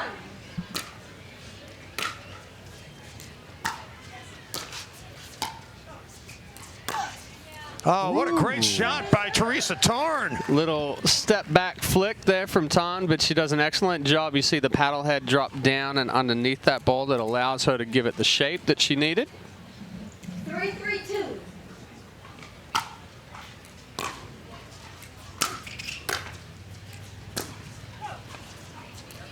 That lob somehow stays in. Not much Tarn could do with that.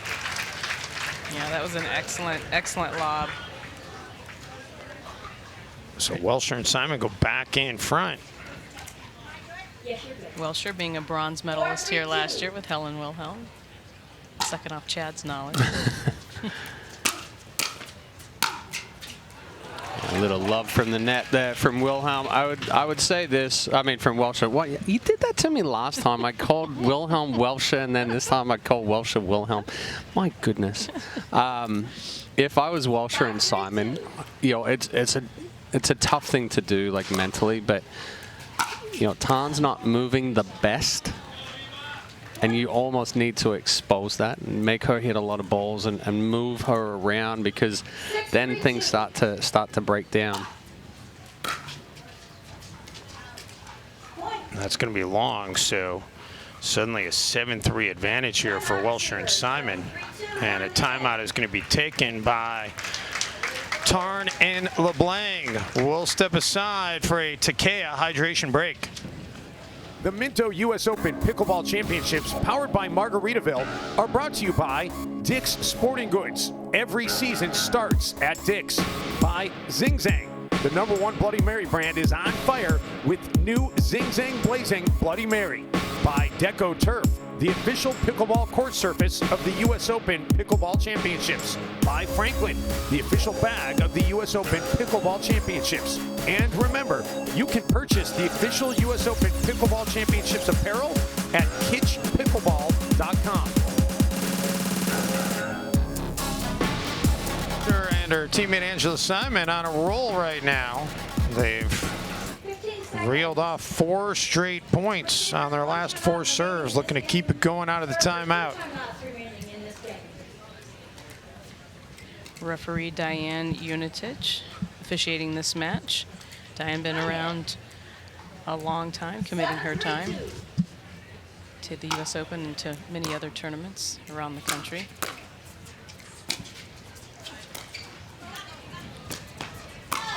Oh, Tarn with that backhand. Yeah, and it always feels so good that you can just get there, but it's just a little bit hard to do much. Yeah, I think in that situation, Simon hit that lob and didn't fully commit to coming up to it. Once you kind of see your opponent's turn side on or see their back, it's the time to come up.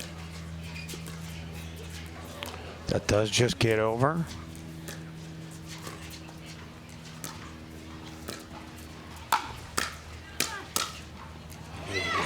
Excellent hands there from LeBlanc. Short and quick, using the power coming from Angela Simon to go past them. 4-7-1.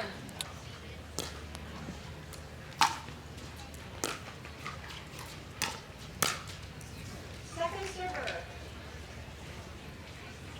Move to 4-7-2. 4-7-2.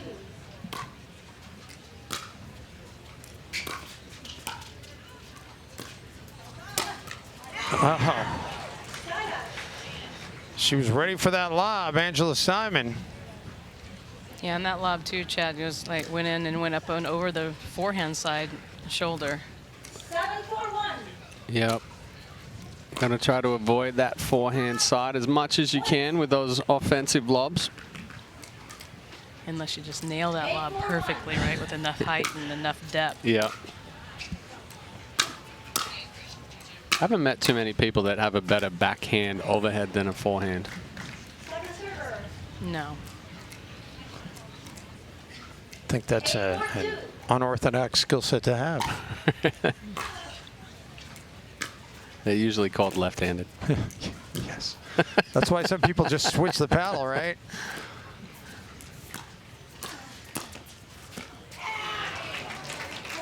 Well, LeBlanc couldn't catch up with that one. And suddenly 9-4, Welsher and Simon. LeBlanc in turn do have one timeout remaining.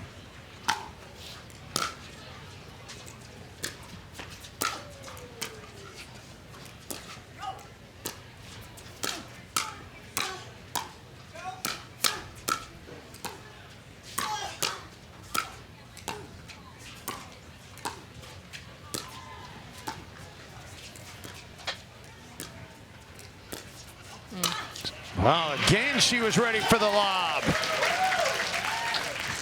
Yeah, and the resets from Ava Welsher there kept herself and Angela Simon in that point. Allowed them to get back up to the kitchen line. Takes us to game point here at 10-4-2.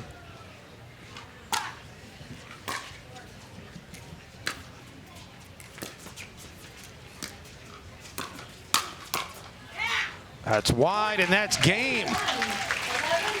Game one in favor of Welsher and Simon, 11-4. And they just really found the afterburners to take that one. Game two coming your way after this timeout from Naples.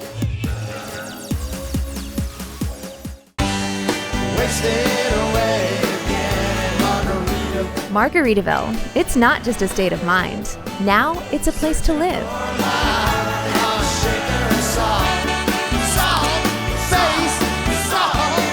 Introducing Latitude Margaritaville. New homes in 55 and better communities where you can live the Margaritaville lifestyle every day. Find your new home at latitudemargaritaville.com. Back here at Zing Zang Championship Court, 2023 Minto US Open Pickleball Championships powered by Margaritaville. It is Zing Zang Thursday here in Naples, Florida. Dave Benz, Melissa McCurley, and Chad Edwards with you on the call. Happy to have you along. Game two of this women's senior pro doubles semifinal. And Welsher and Simon, after winning game one 11-4, they draw first blood here in game two. I hope you guys are enjoying this as much as we are. The women have definitely been putting on a show this afternoon. Lots of great points, lots of action.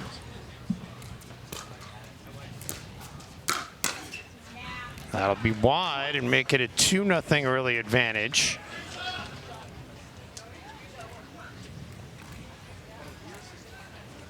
Winner of this one will play for the gold medal against the team of Bagby and Bellamy the #1 seed who won that first semifinal, 12-10, 11-7.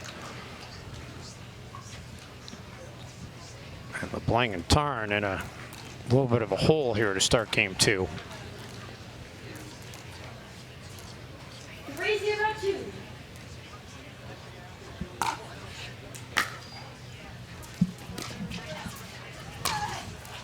Tarn played that lob well. Off the net. Quick reaction off the net to adjust for Angela Simon. 4-0-2.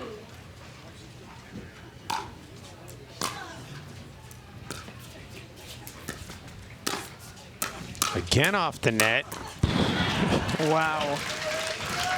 Angela Simon just seems to be zoned right in. Yeah, and she has a lot of power behind that swing, and it's short, quick, compact.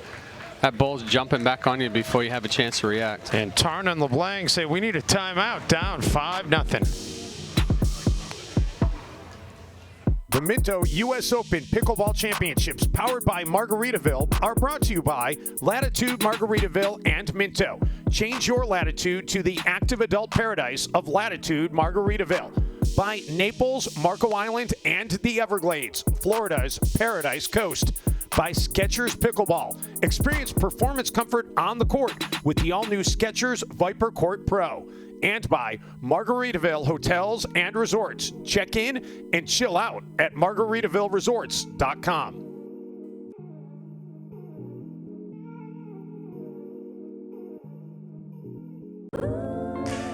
Back here in Naples, Florida, Welsher and Simon off to a blazing start here in game 2, 5-0. Yeah, and that was in a hurry. It seemed like we just blinked, and here we were at 5-0. 5-0-2.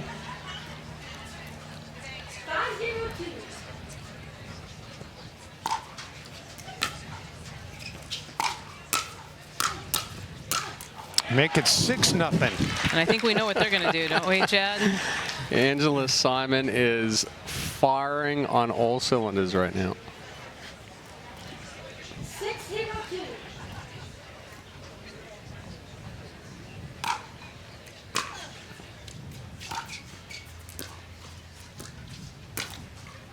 Seven, 0-2. Yeah, I think in this situation, Tana and LeBlanc tried to go toe-to-toe with Welsher and Simon. They've got to settle in. They have to move that ball around a little bit, keep them off balance, make them try to speed up from a bad position.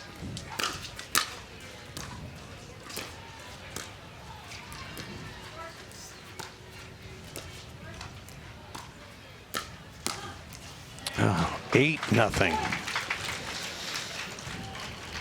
And Tarn applauding the effort from the other side, but not liking the margin here. Already down a game.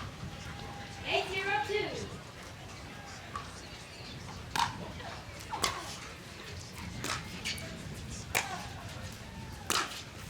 Oh, right down the boulevard to make it 9-0. 9-0-2.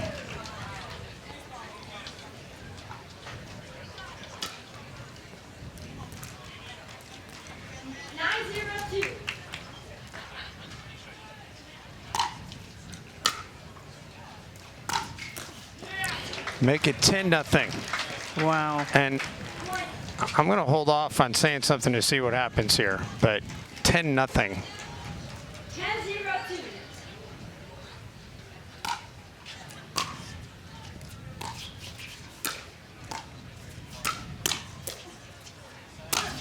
Yikes. Well, I don't know if there's such a thing as a perfect game in pickleball, but you just saw it because the serve never went to the other side of the net. Ava Welsher served 11 straight times to start the game, and every one of them got a point. A golden pickle. They got pickled. Is that the term? Golden Yep. pickle? Golden okay, pickle. well, there you go. That's our Rancho La Puerto point of the match on match point. I mean, I've never seen a golden pickle. I mean, I've been on the wrong end of it. I've been golden pickled too, but I've never golden pickled anybody else. And it's certainly unusual to see that here at the pro level. Yeah. I mean, like we said, Angela Simon, who just came out, was firing. And Welsher set her up perfectly. And Eva Welsher's now over here asking us about the next matchup. They're going to take on Bagby and Bellamy in the next match. And we love people. Hey, Eva, we need you to take this, and we need you guys to fill those out. You filled one out in Atlantic City for us. Yeah. Okay. There we go. You got to love the live TV aspect here. But how great was that? I mean, that was just wow. I mean, and if it was a runaway freight train that there wasn't anything LeBlanc and Tarn could do anything about. Maybe 6 minutes right there. Game, yeah. That was a quick game. We're going to take a quick time out. Our coverage will continue from Naples.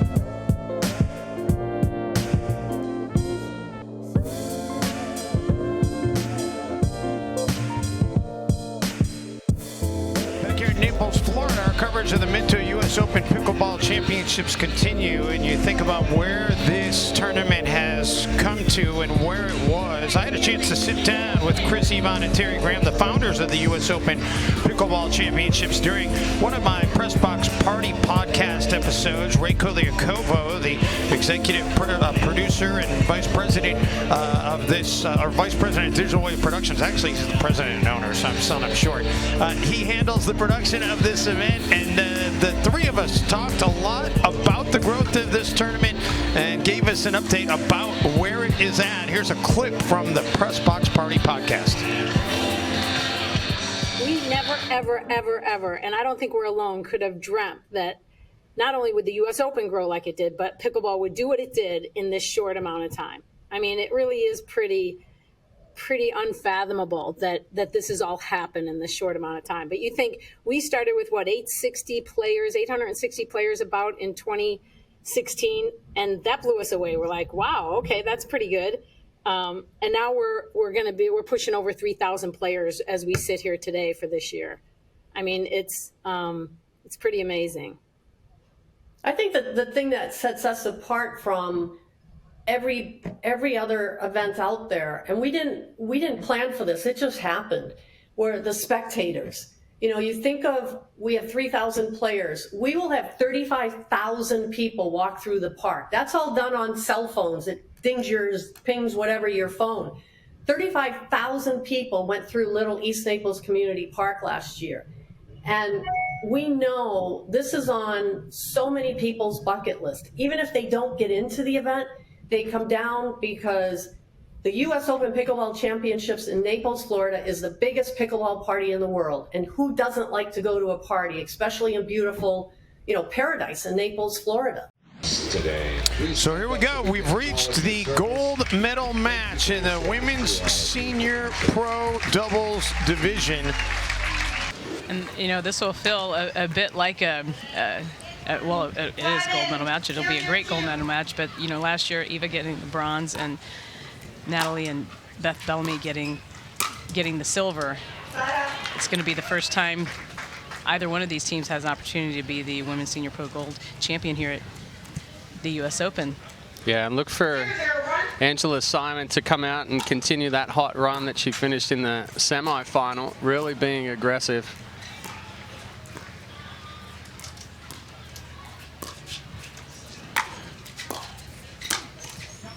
Right on cue, Angela Simon delivers. And Welsher and Simon with the early 1-0 lead.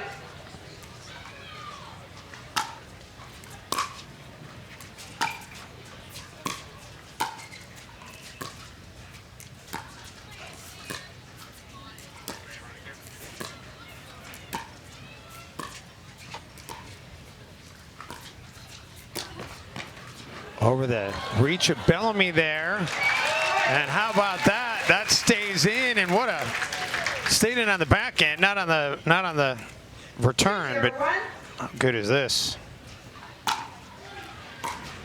So 2-0-1. And that ends a run of 13 consecutive serves that resulted in a point going back to the semifinals for Simon and Welsher. That's pretty good efficiency. 2-0-2.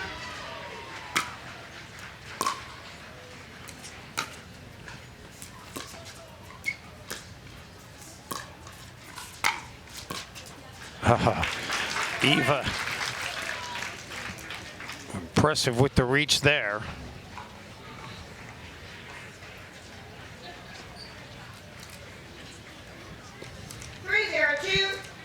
Angela Simon, who was born in Fort Lauderdale, grew up in Vero Beach, so that's where the Fort Lauderdale came from, but she does reside in Atlanta now, where she's a tennis and pickleball coach.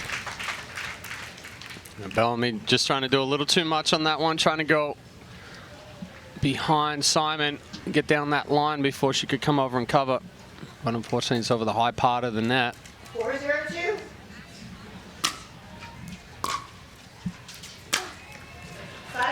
Side out after Simon couldn't get that one across. 0-4-1.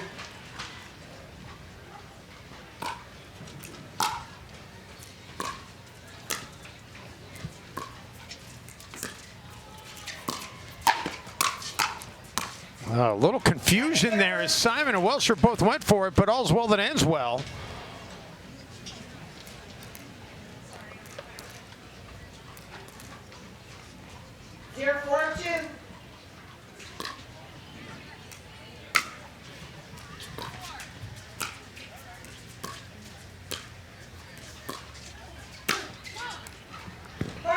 Good job by Bellamy to get out of the way of that one. Yeah, right idea, just a little too much pull on that one for Angela Simon. 1-4-2.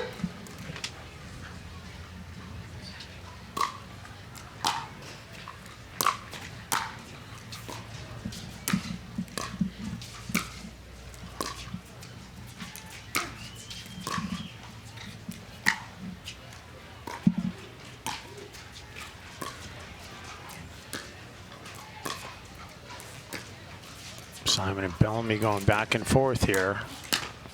And Bagby gets in. Welsher. Lengthy rally going on here.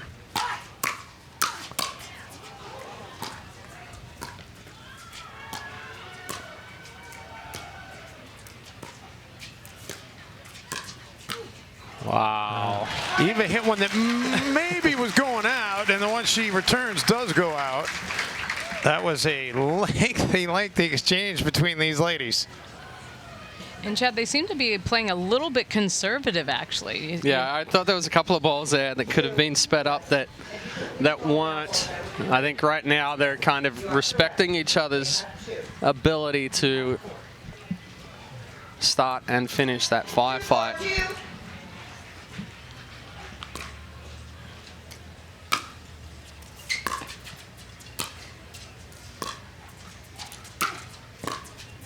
Right as you say that, they start getting a little bit more aggressive, Melissa. They must have heard me over here. So the side out back to Simon and Welsher. 4-2-1.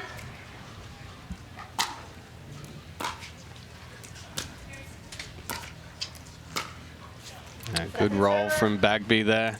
Getting really low and giving that a nice shape up and over the net.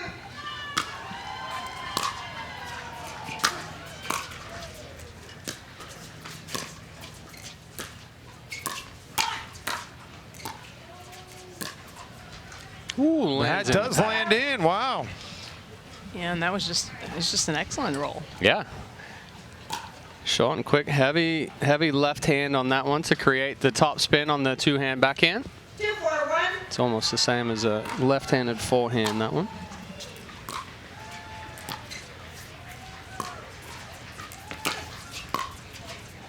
Oh my goodness, she was going to destroy that ball.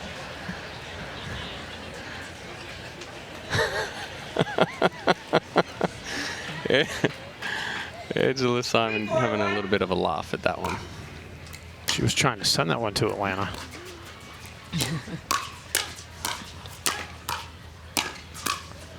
Oh, that ball was going out. That didn't slow her down one bit, did it? Sometimes when you miss hit a ball like that, the best thing to do is just get right back in there. Yeah. I mean, Simon plays well that fast-paced, that aggressive style. If she tries to slow down or take too much off of it, then it throws off timing. Second server. Good ball there from Welsher, pulling her out wide. So Bellamy will take over here at 4-4-2. Best 2 out of 3 for gold.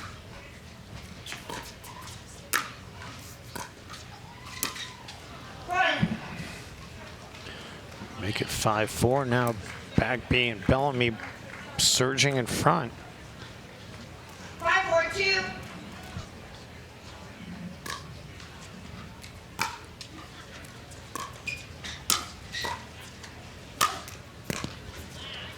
Wow.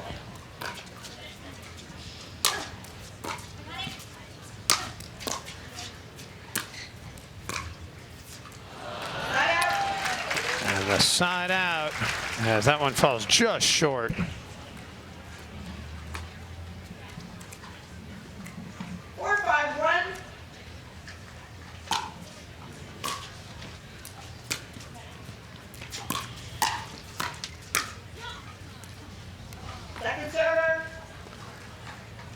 Simon just trying to do a little too much on that one. Excellent serve from Ava Welsher to pull Bellamy all the way out wide, knowing that she had to come all the way across the court with Bellamy and Bagby stacking. Angela Simon playing in her second ever U.S. Open. Oh, I landed. Wow, Bellamy. Not much room to spare, but it definitely was in. It's a full extension flick of the wrist right there. 5-4-1.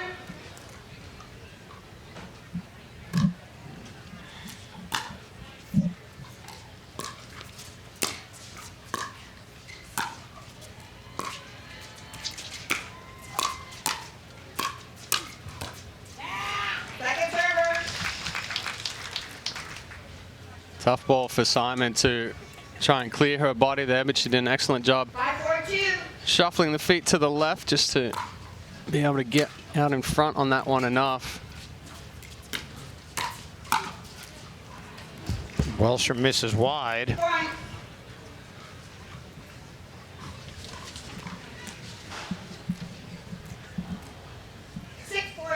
So 6 straight points here for Bagby and Bellamy after it was 4-0 Welsher and Simon to start this game.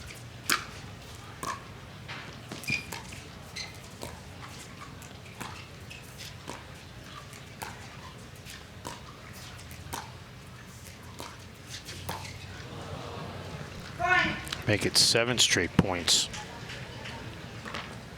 On that receiver, 7-4-2.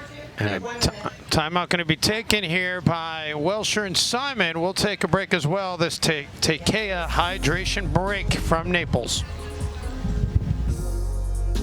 The Minto U.S. Open Pickleball Championships, powered by Margaritaville, are brought to you by Latitude Margaritaville and Minto. Change your latitude to the active adult paradise of Latitude Margaritaville. By Naples, Marco Island, and the Everglades, Florida's Paradise Coast. By Skechers Pickleball. Experience performance comfort on the court with the all-new Skechers Viper Court Pro.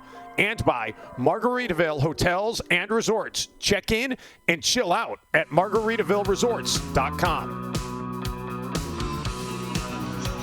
Well, it's been a great Thursday here in Naples, Florida. Eva Welsher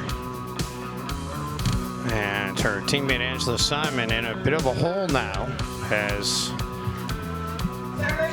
we continue on here in game number 1, this best of 3. Referee Andy Jones out there. This is the 7th U.S. Open that she's been refereeing for. It's good knowledge by you right there, Chad. Well, Andy's been a client of ours for a long time too with the academy. Does a lot of stuff up in LBI with training referees and running tournaments up there as well.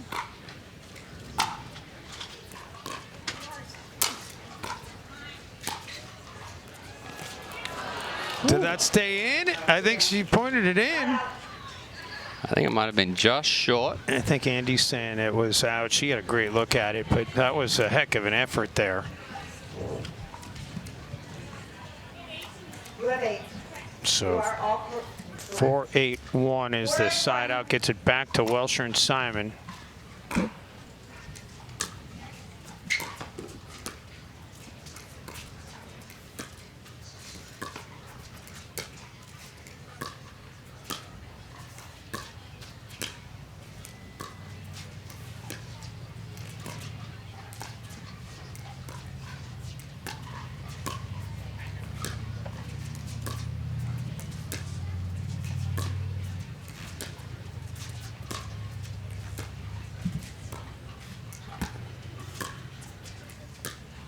Both teams showing a lot of patience right here. Who's going to speed it up first? Well, it was Simon that sped it up first, but it was Bagby and Bellamy that come out winning that exchange. Yeah, I'd like to see Simon take one more step to the middle and close with that forehand after she sped up with that two-hand backhand there. I think she had enough clearance that she could do it. And I think Welsher thought she was going to as well. Bagby caught back on that baseline now. And the shot goes into the net.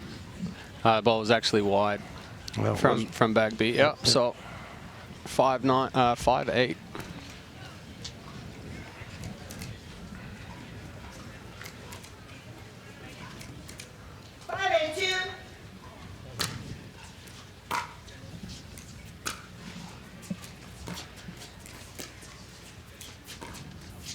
Into the net, gets to 6-8. Both of these teams have shown the ability to go on some lengthy runs. 6-8-2.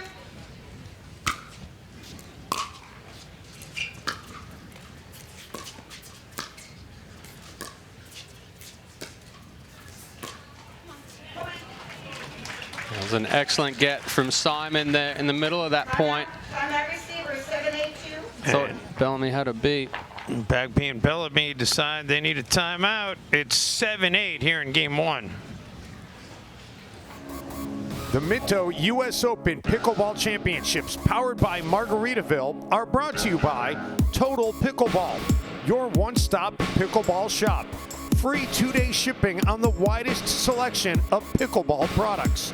By Franklin X40, the official ball of the U.S. Open Pickleball Championships. By Gamma Pickleball, the official grip of the U.S. Open Pickleball Championships. And by Yola, for the champion in you.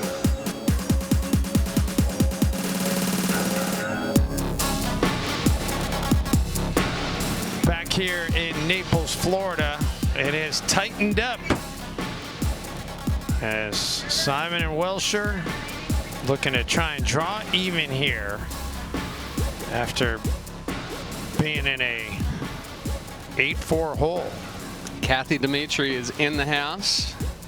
She got her faces ready. I'm sure the rubber chicken's going to come out. Chemical engineer by day, Crazy Kathy of Pickleball by night.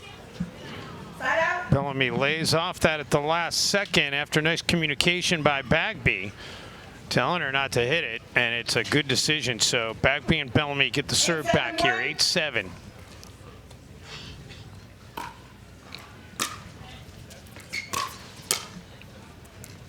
That's long, so now back to a 2-point advantage. 9-7-1.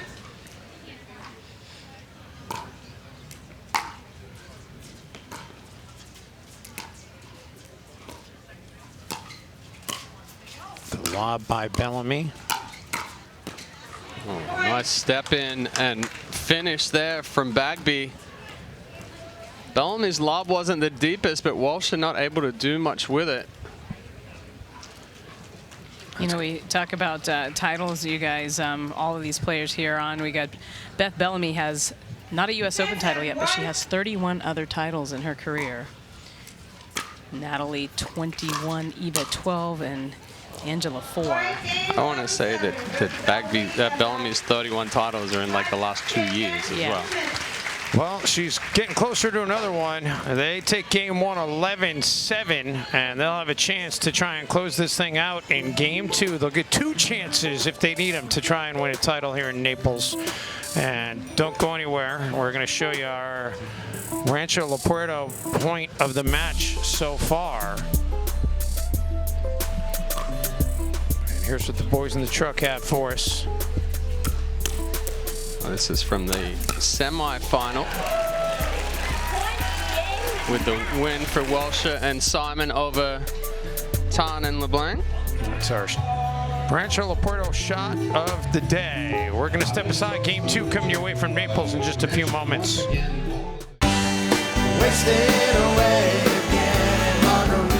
Margaritaville. It's not just a state of mind. Now it's a place to live.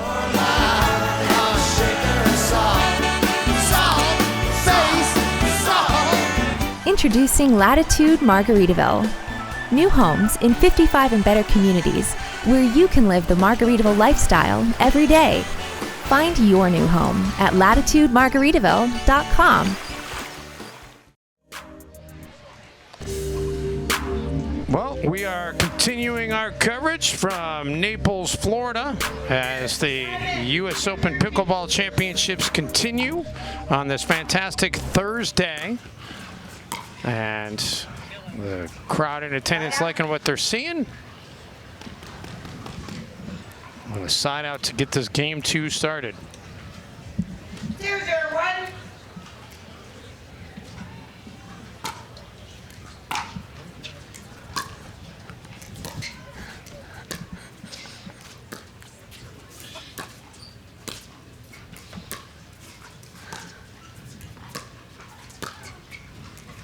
Sometimes I feel like there needs to be a secondary audio channel for folks at home to be able to hear the stuff that the truck says to us during these matches. That one is going to go wide. Somebody posted something in the forum like a few weeks back after one of the other tournaments, and they were kind of ripping into one of our other commentators about 1-0-1. some verbiage that he used or whatever, that he used the wrong term. And I said, look, we're focusing on pickleball. A lot of times we're talking for like 8 hours a day, and you've got these guys in the truck that are trying to get you to say whatever they want you to say on air to try to screw you up. So it's so easy to make a mistake. 100%. And they're they're in there with little side wagers going on about what they can get each of us to do and not do. Yesterday it was how many times we said the word balls. No, it was just ball. It was just a ball. I'm sorry. I'm sorry. Oh, goodness. We have a lot of fun here at the U.S. Open. They were utilizing multiple balls during the match with Dave Weinbach and his teammate yesterday.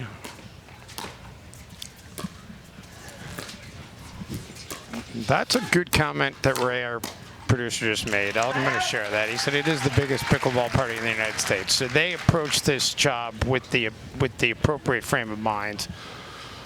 0-2-1.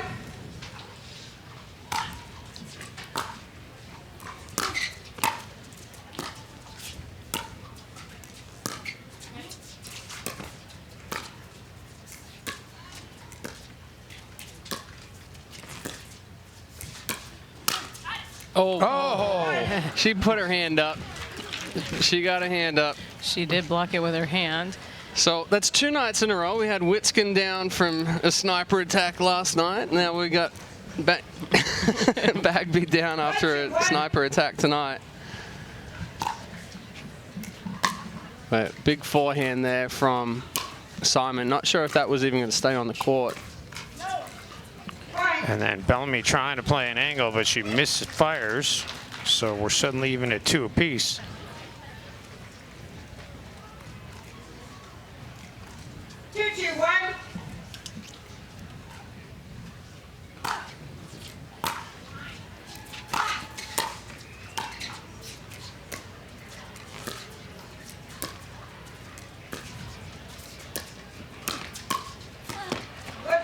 Simon couldn't catch up to that one. Yeah, that was a fantastic job from Beth Bellamy there, recognizing that Simon was going to speed that up into the body. Just blocked it and absorbed it, went back behind her, and Simon wasn't able to get a good swing on it. Even if that had have stayed in, she would have ended up with a foot fault.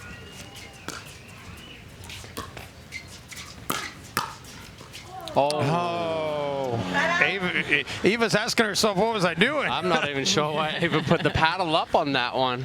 Maybe she's trying to see how high it was going to go. It was already down, and then she put it up. Tough in that situation. It's very easy to question decisions from the booth. Move to the second server. We'll talk a little head-to-head here. Welsher against Bellamy. Bellamy has won 16 times to Eva's 1. And when playing Bagby, Bagby's won 8.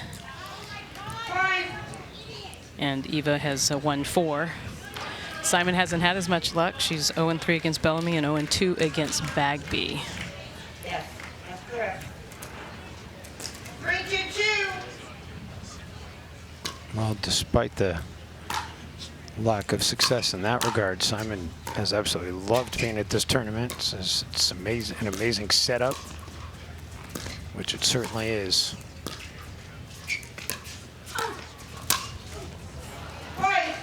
Just out of the reach of Welsher, and now a 4-2 advantage for Bagby and Bellamy.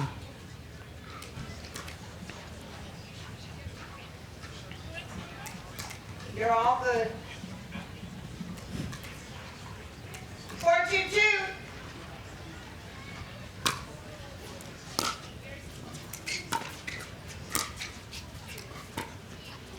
Side out. Bagby just cut that swing off. She was trying to add a little bit of a roll to it, but never got fully extended. 2-4-1.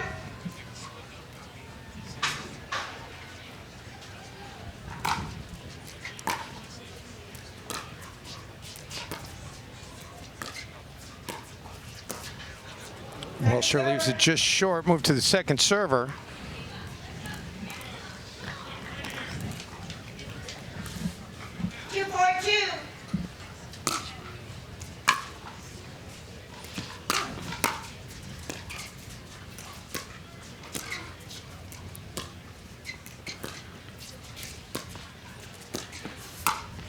Oh, nice execution both by Bellamy and Bagby there to finish that off. Bellamy with the finesse. A couple of those dinks just barely with room to spare to stay in. She had such great control, and Bagby with the power.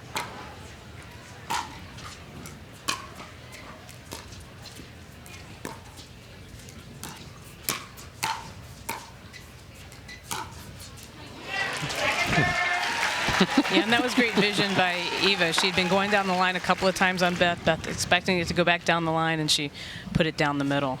Yeah, cross body right there. Show one thing. And a quick change across the body. Natalie did look at her paddle as if there was a hole in it, though.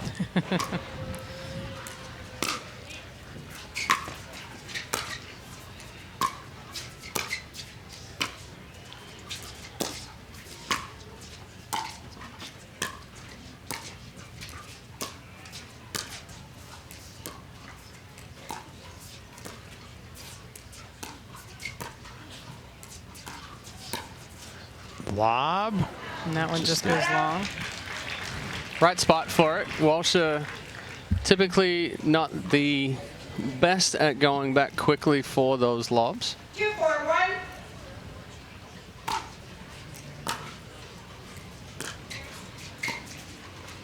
Oh. What a shot. Wow, that was quite impressive, the slice on that volley. Just too wide for Eva Welsher. Yeah. This is the 4th match of the day for each team, starting at 9 o'clock this morning.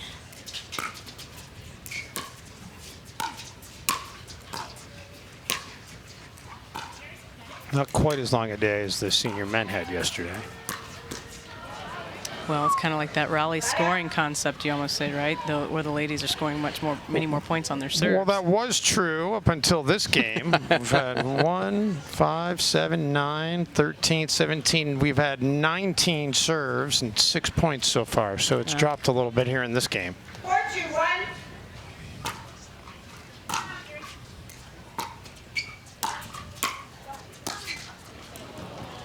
Get a point on that one, though.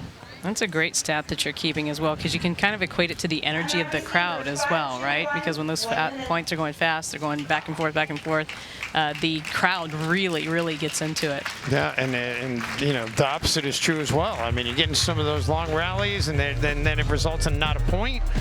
Sometimes it can lull you a little bit into a sleep. We're going to take a timeout, Takea hydration break here in Naples. The Minto U.S. Open Pickleball Championships, powered by Margaritaville, are brought to you by Paddle Tech, the official paddle of the U.S. Open Pickleball Championships, by Southern Tide, the premium coastal lifestyle brand, by Takea, hydration is an all-day game, and by the U.S. Open Pickleball Championships. Save the date, April 13th to 20th, 2024. Back here in Naples, Florida. Afternoon has given way to evening, now 5:22 local time here in Southwest Florida. And if you haven't made a trip down here, not only to come here to this tournament, I mean, you just want to come down and check out the Naples Paradise Coast, the beaches, the restaurants, the shopping. There's so much to offer. Plan yourself a pickleball vacation and come to Naples any time of the year. Did I say something I should be aware of? You guys are bent over laughing. I don't know what's going on. I'm laughing at the truck. You just missed groupies. That's the only thing that you missed. Point here to make it All right, back to 6-2. 6-2-1.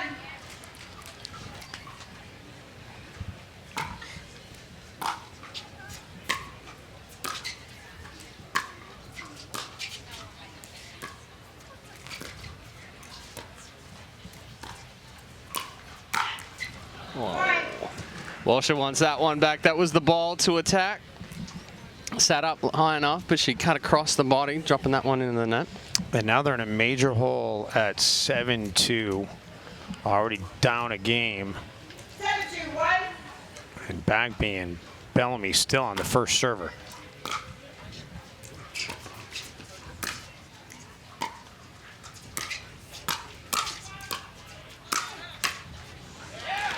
Good ball there from Angela. So, I mean, that's the thing, right?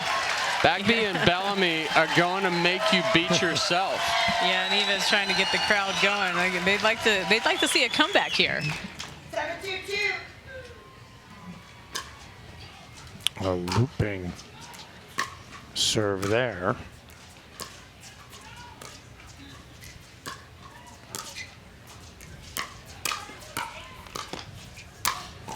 And just the ball movement there and the understanding between Bellamy and Bagby. You could see that Bellamy was setting up to speed that up.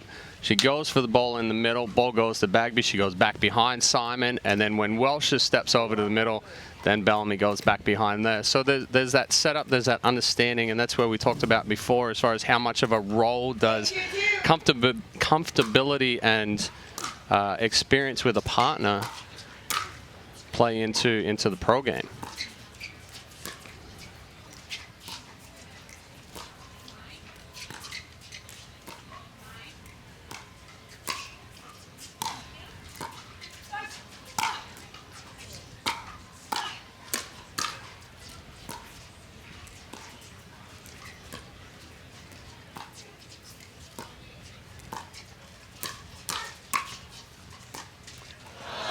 Finally, an unforced error to end it to make it now 9-2. And Bagby and Bellamy have known each other for a long time before pickleball in the tennis world. I mentioned they're both out of Carlsbad, California. 2 points away from being U.S. Open champions. Oh, right on the line. What a well-placed shot. And that's going to take us to championship point.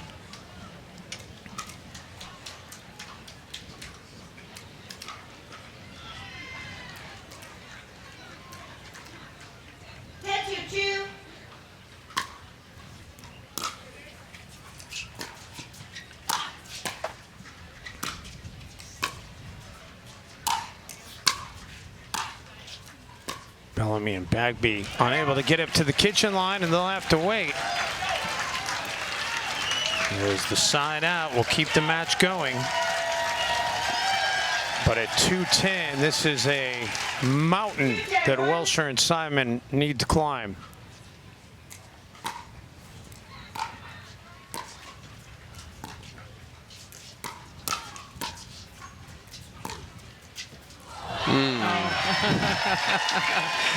Even didn't he? There was no "I'm sorry." It was a yes. No, you don't say sorry for those ones. Yeah, take it and run with it. Especially when you're down 10-2 Exactly. and it's in a championship situation. If you can hit that every single time, more power to you.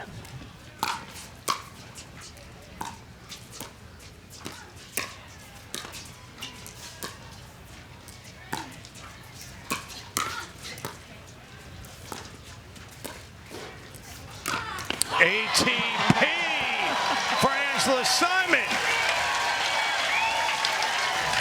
And the crowd is absolutely loving that. I mean, you can see the extra effort she was putting into that entire exchange. And then to end it with an ATP. Doesn't get better than that, Chad. Nope, does not. Well, that is going to force Bagby and Bellamy to use a timeout. We will take a Takea hydration break. The Minto U.S. Open Pickleball Championships, powered by Margaritaville, are brought to you by Dick's Sporting Goods. Every season starts at Dick's. By Zing Zang. The #1 Bloody Mary brand is on fire with new Zing Zang Blazing Bloody Mary. By Deco Turf, the official pickleball court surface of the U.S. Open Pickleball Championships. By Franklin, the official bag of the U.S. Open Pickleball Championships. And remember, you can purchase the official U.S. Open Pickleball Championships apparel at kitschpickleball.com.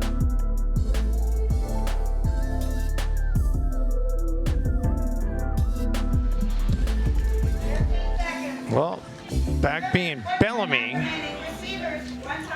on the precipice of gold, but Simon and Welsher are not going quietly. Yeah, no, they are not. And I don't expect them to. It'd be interesting to see if this timeout slows any of that momentum that was going to come out from the roar of the crowd for that effort on that ATP from Angela Simon.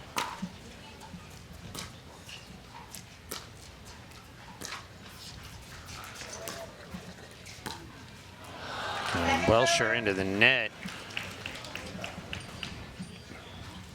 A little bit of a slower pace ball there from Bellamy.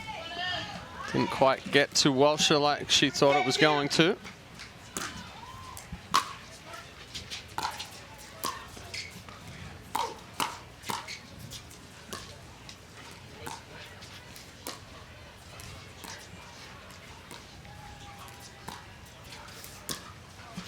lob. That's long. Another tough ball for Bellamy to try to keep in 5-10-2. with that offensive lob when she's pushed back. Definitely gives Welsher and Simon something to think about with her going to that a few times now. And now the serve is going to change sides, and we'll have another championship opportunity for Bagby and Bellamy. This is championship point number 2. 10-5-1.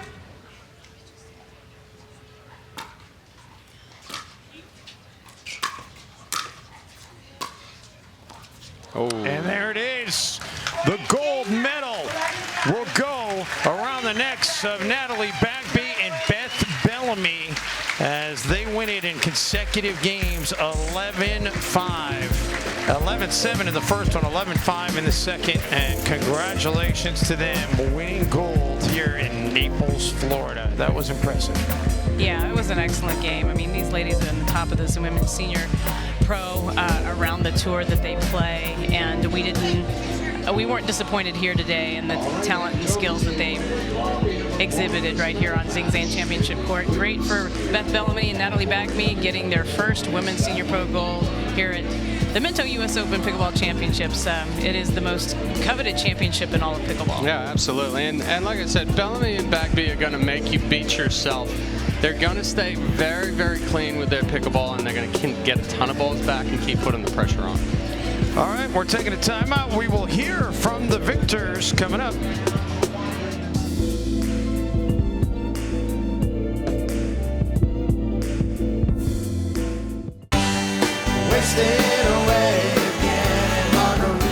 Margaritaville. It's not just a state of mind. Now it's a place to live.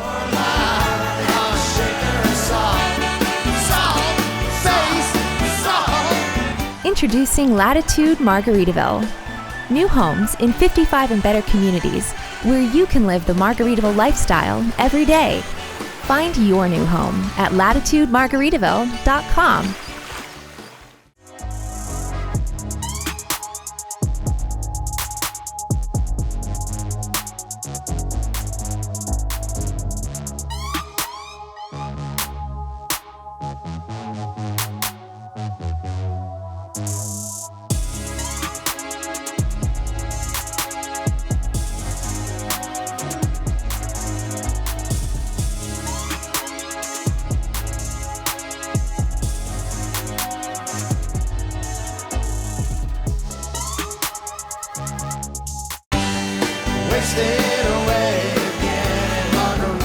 Margaritaville. It's not just a state of mind. Now it's a place to live.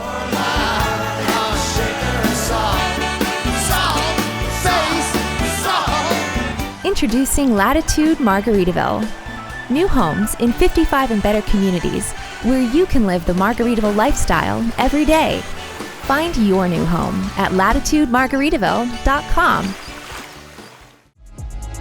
And welcome back to the U.S. Open Pickleball Championships, everybody. Time to hand out some hardware, and what a championship match we saw here on center court. And we're going to begin by talking to our silver medalists, Eva Welsher and Angela Simon. And Eva, I'll begin with you. You're no stranger to championship court here. I know it's disappointing not to have a gold, but what a run through this tournament. You know what? I honestly, obviously it's disappointing to lose in the finals, but Beth and Natalie were the better team. But you know, this is our second time we've been on the court, and I felt like we were just a dynamite team, and we have, you know, growth, and I'm excited to play with her again. So it was a win in that fact, and I had a great, fun day. So thank you, Angela. And Angela, I know this is your second U.S. Open, so to make it all the way to the championship, you got to feel pretty good about that. Absolutely. I'm lucky to have Eva play with me. They played great, but we had a great time. Great fans, great venue. Thanks for all our sponsors, all the sponsors here at the tournament. Yeah, it was really great. Great tournament. Can I say one thing? Sure. I like to thank Engage Pickleball because they love me, and they've been sponsoring me since I was a 4.5. So I love companies that love seniors. All right. Well, all the sponsors here are great, but especially for you, Engage has been great. Let's bring in Heather Jones, who's with another one of our terrific sponsors, Margaritaville. She will present the silver medals to Angela Simon and Eva Welsher, and the hardware is just the beginning because it's a bevy of prizes that are coming from our sponsors here. But ladies, appreciate it. Best of luck to you going down the road. And with that, it's time for us to have you step aside and bring in our gold medalists, our champions here, Natalie Bagby and Beth Bellamy. Let's hear it for these two who win for the first time here in Naples, Florida. And Natalie, let's begin with you. It's got to feel great to walk off this court with a gold medal. Sure, it feels really good. I mean, we fought all day. It was a really strong bracket. So I'm really happy that this year we won gold. And Beth, I know you two have known each other for a while. You've played tennis for a while. How good has that synergy been between the two of you? Well, Natalie's a great partner. She's very smart, mentally tough, helps me a lot, and so and we're good friends. So it's just a pleasure to play with her, and it's fun to really, come through. Eva and Angela are such great champions. I mean, they were absolutely dominant all day, and so we knew it was going to be a tough match, but we're very thrilled to come through. And you both call Carlsbad home. I also live in California, so we don't have this humidity here. How were you guys able to battle that today? So actually, Carlsbad was the other team.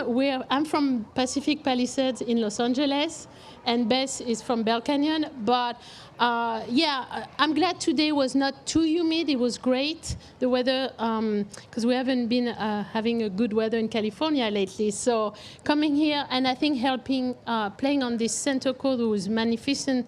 It really helps not to be in the sun. And Beth, your thoughts on this tournament overall? I mean, it's just this is a gem on the pickleball world. No, it's one of the big ones. Everybody always looks forward to coming to the U.S. Open, and like I said, we're thrilled to have a title here. Well, congratulations. Let's bring Heather Jones back in from Margaritaville. She will present the gold medals to our champions, Natalie Bagby and Beth Bellamy. And once they've got the gold medals, they'll also get their Skechers footwear coming in. Skechers, a fantastic partner here. So, ladies, you get the Skechers, and you also get the stay at Margaritaville Beach Resort, Fort Myers Beach. So that's also going to be great for you. And then last but not least, we've got some prize checks for you. Part of the $126,000 purse this year at the U.S. Open Pickleball Championships. So one more time, let's hear it for our champions, Natalie and Beth, taking home the gold here in Naples, Florida. They'll get some photos. We're going to step aside and take a time out. Our coverage from Naples continues after this.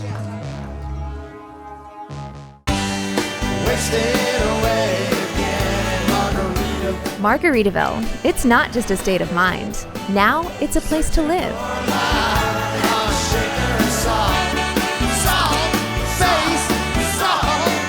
Introducing Latitude Margaritaville. New homes in 55 and better communities where you can live the Margaritaville lifestyle every day. Find your new home at latitudemargaritaville.com.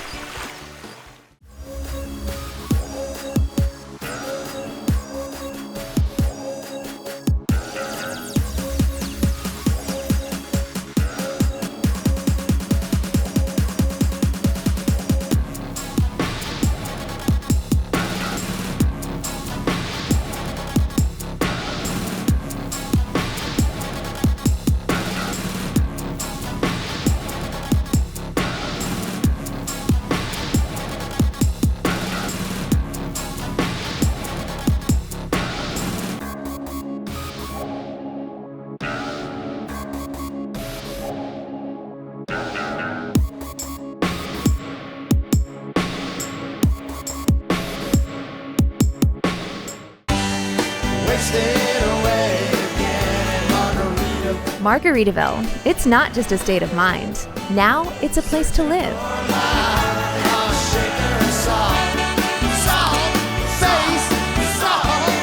Introducing Latitude Margaritaville. New homes in 55 and better communities where you can live the Margaritaville lifestyle every day.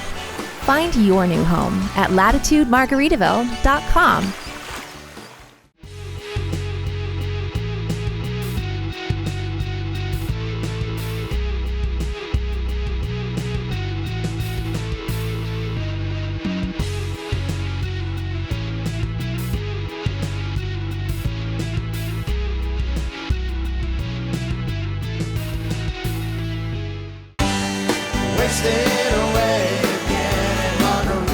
Margaritaville. It's not just a state of mind. Now it's a place to live.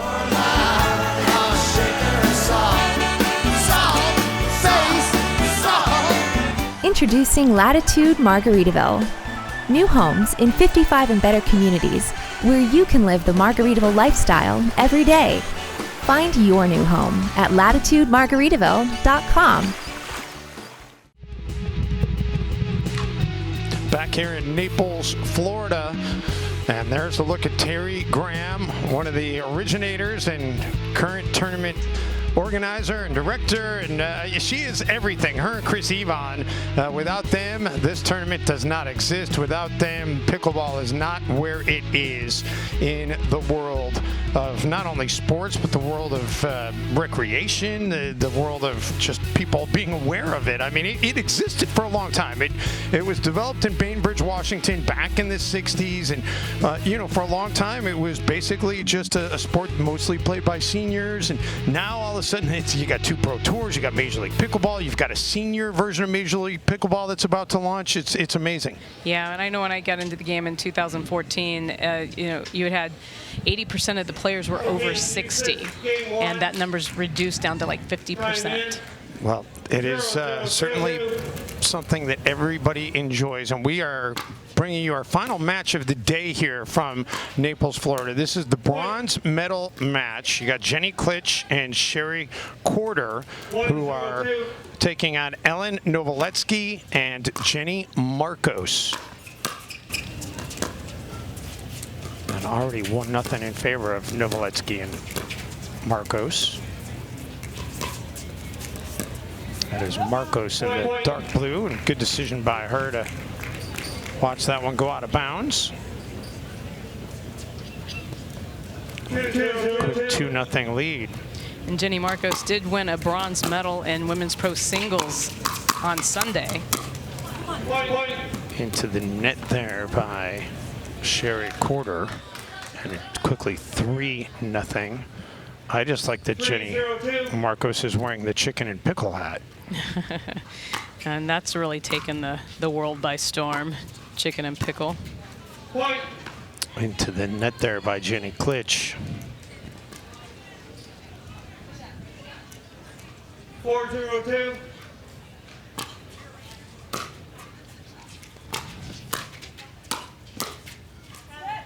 Point. Timeout receiving team. And just like that, Klitsch and Corder say we need a timeout. They're already down 5-0. We'll take a Takea hydration break. The Minto U.S. Open Pickleball Championships, powered by Margaritaville, are brought to you by Total Pickleball, your one-stop pickleball shop. Free 2-day shipping on the widest selection of pickleball products. By Franklin X40, the official ball of the U.S. Open Pickleball Championships. By Gamma Pickleball, the official grip of the U.S. Open Pickleball Championships. And by Yola, for the champion in you.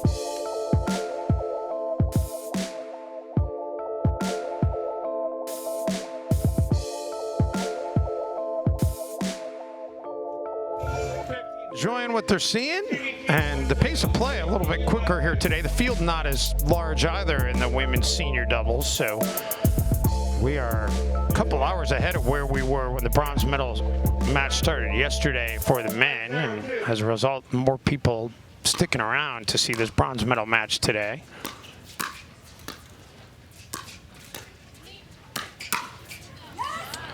And make it 6-0. And Melissa, you and I had a conversation earlier today before we went on the air about, the bronze medal match following the gold medal match, and how, I think a casual observer would just say, well, why not save the gold for the finale?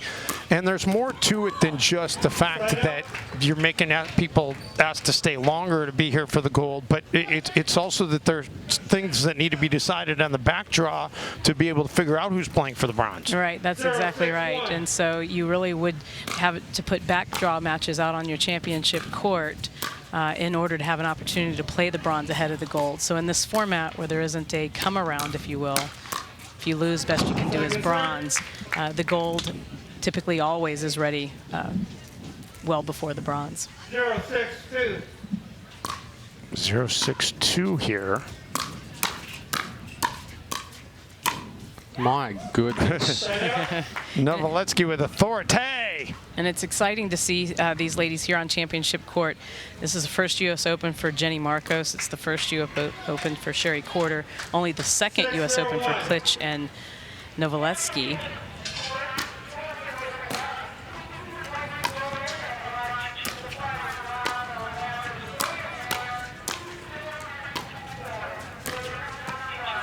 Oh, good ball by Corder there. Nice little roll. I'll say that Klitsch played mixed pro doubles last year. She didn't play the women's senior pro doubles.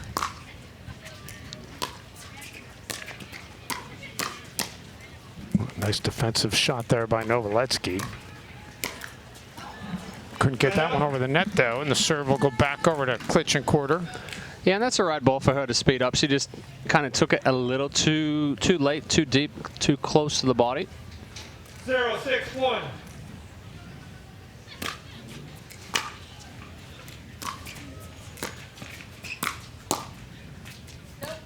Yeah, the ball's just wide. Jenny Klitsch throws her hands up in the air. First point on the board. It's a big one. See if they can string a few together here. 161.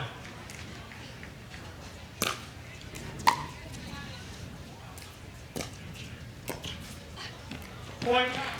Indeed they can, so a little bit of life here out of Klitsch and Corder, who are the higher seeded of these two teams.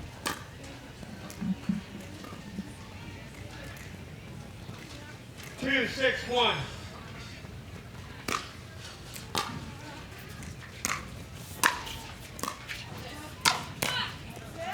Yeah, I think Klitsch has to drive that one. She kind of did a medium pace ball there and had a little bit of shape to it, but really didn't throw off the timing. It's a short enough ball that she can step in. Side out. That serve was wide, so it's a side out. 6-2-1.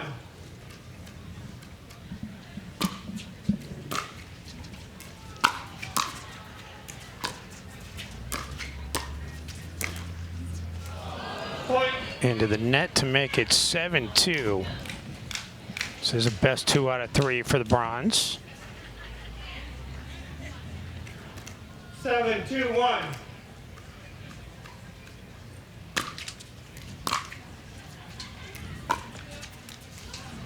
Second serve. And that was a really nice deep return. It kind of really ran into her body. Yeah, deep return with a little bit of side spin there. Novoletsky getting jammed up. We saw her kind of shooting from a hip right there. Couldn't get any extension on it.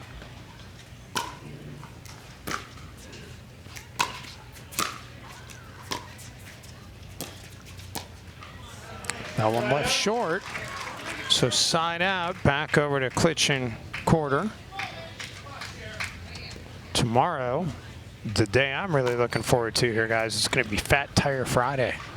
Yeah, that's Fat Tire has been all around the venue here. I've never seen so much beer available.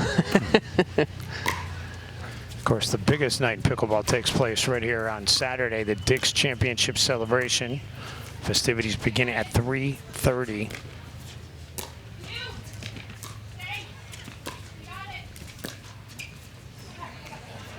Ooh. Wow. That'll get some applause out of the crowd. And for that championship Saturday night, Dave, if you're not here, don't have a ticket, it's certainly sold out. 3-7-1. Oh, way to rub it in. But you'll have a chance to watch it live on CBS Sports Network. Watch it on CBS Sports Network. You can all kinds of, they've also got it out on the TVs in the tents out there. To the fan zones. 4-7-1. 1 minute. We will take a hydration break courtesy of Takea. The Minto U.S. Open Pickleball Championships, powered by Margaritaville, are brought to you by Latitude Margaritaville and Minto. Change your latitude to the active adult paradise of Latitude Margaritaville. by Naples, Marco Island, and the Everglades, Florida's Paradise Coast. By Skechers Pickleball. Experience performance comfort on the court with the all-new Skechers Viper Court Pro. And by Margaritaville Hotels and Resorts. Check in and chill out at margaritavilleresorts.com.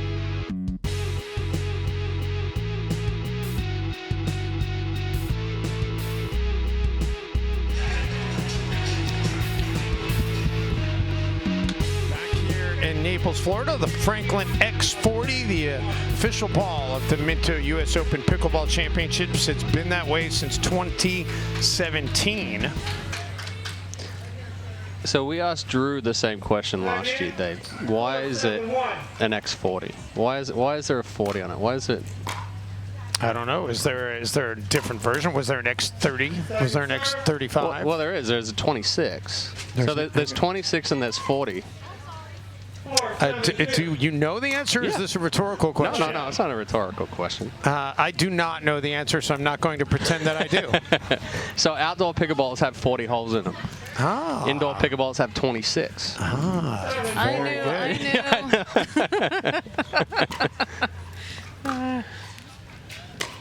knew. Interesting. I'm assuming that must be for the aerodynamics. Aerodynamics, yeah. So the indoor ball is a little bit lighter, has larger holes. That's why it's only has 26 in it. The outside, or the outdoor ball, a little bit heavier. And the holes are smaller, and it kind of counteracts the way it's affected by the elements and the wind. But obviously, we've all seen pickleball in the wind, and it's not that easy.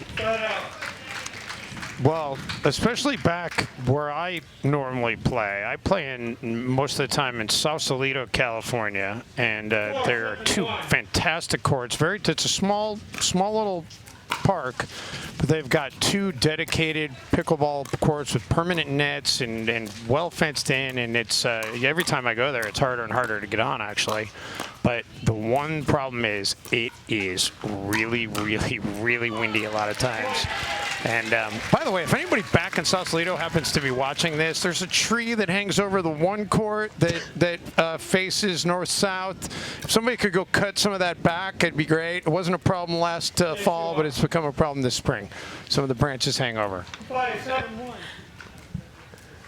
Klitsch and Korda making a little bit of a run here, pulling themselves back in within 2. Question whether the referee could overrule that call there. Korda thinking that her serve caught the baseline.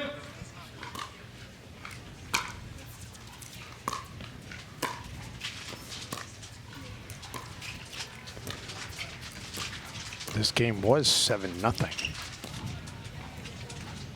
Side out.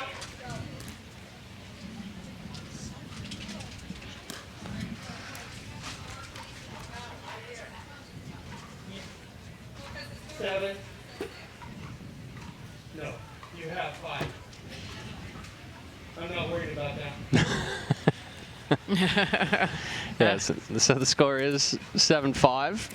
7-5-1. The scoreboard said 7-6. As did our score bug. Point. Make it 8-5. Yeah, I think Korda needs to take one more step over there. Klitsch is coming forward. She can get as big as she wants to in the middle. Buy her some time. 8-5-1.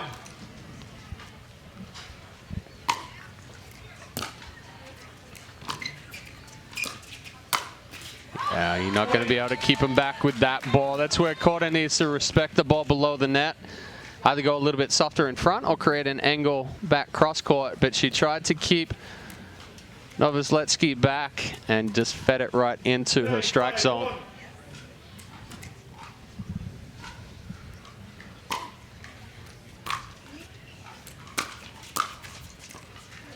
Second serve.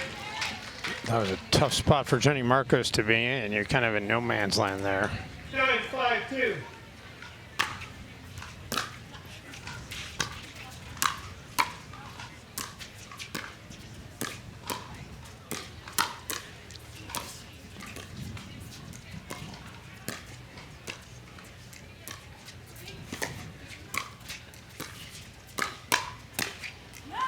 I would have to say I would not hit a single ball to Novoselsky's forehand, because there is a noticeable difference between the forehand and the backhand for her. She's got ridiculous power on the forehand side. Yes, you are. Game point right now. 10-5-2.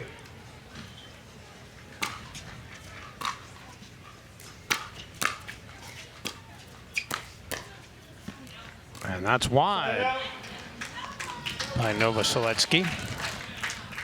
You mentioned Novoselsky's, this is her second U.S. Open, but when she played last year, she played amateur events. So this is her first time to enter the pro divisions. It's a big jump. Yes, it is. The lob. Point. And that'll be long. So tightens it up at 6-10.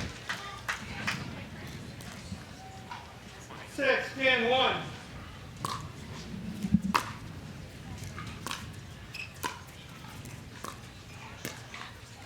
Point. Capovera's creeping in to Novoselsky and Marcos's game right now. It seems to happen a lot, Chad, when you get to point number 10. Yep. It seems to tighten up a bit, especially when the other team is coming back. You start playing not to make a mistake and to just get one more point. Yeah. Uh-oh. And I don't know, I think it'd be worth myself here. I'm taking a timeout at 8. I'm not waiting till 9. Absolutely. But Jenny Marco says, let's go.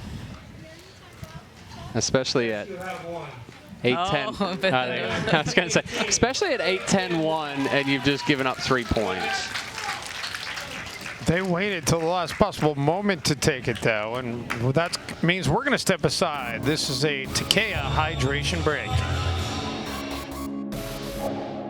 The Minto U.S. Open Pickleball Championships, powered by Margaritaville, are brought to you by Paddle Tech, the official paddle of the U.S. Open Pickleball Championships. By Southern Tide, the premium coastal lifestyle brand. By Takea, hydration is an all-day game. And by the U.S. Open Pickleball Championships. Save the date, April 13th to 20th, 2024.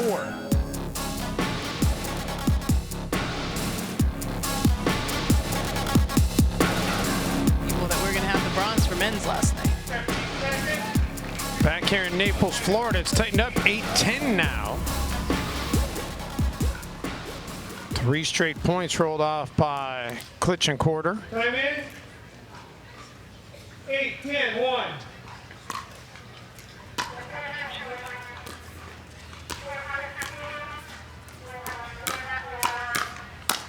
Oh, Marcos wanted to put that one away. Instead, it's a 1-point game. It looked like it just got down just a little bit too low, Chad. She hit it into the net. 9-10-1.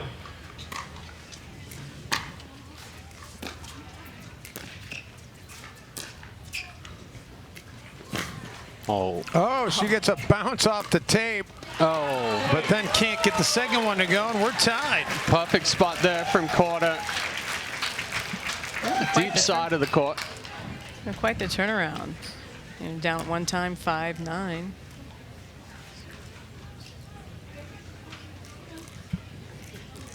Ten, 1.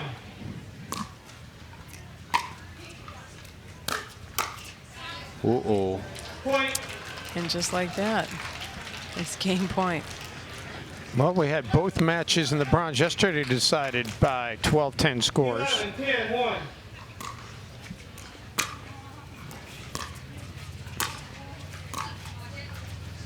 That's it.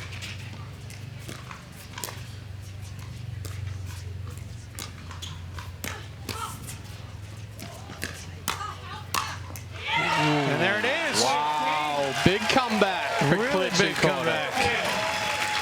They were down 6-0 to start, then trailed 7-2, then trailed 9-5, and they come back and win it 12-10. No big deal. Game of runs. So the 9 seed with a 1-game-to-none advantage here in this best 2 out of 3 for bronze. Back to Naples in a moment.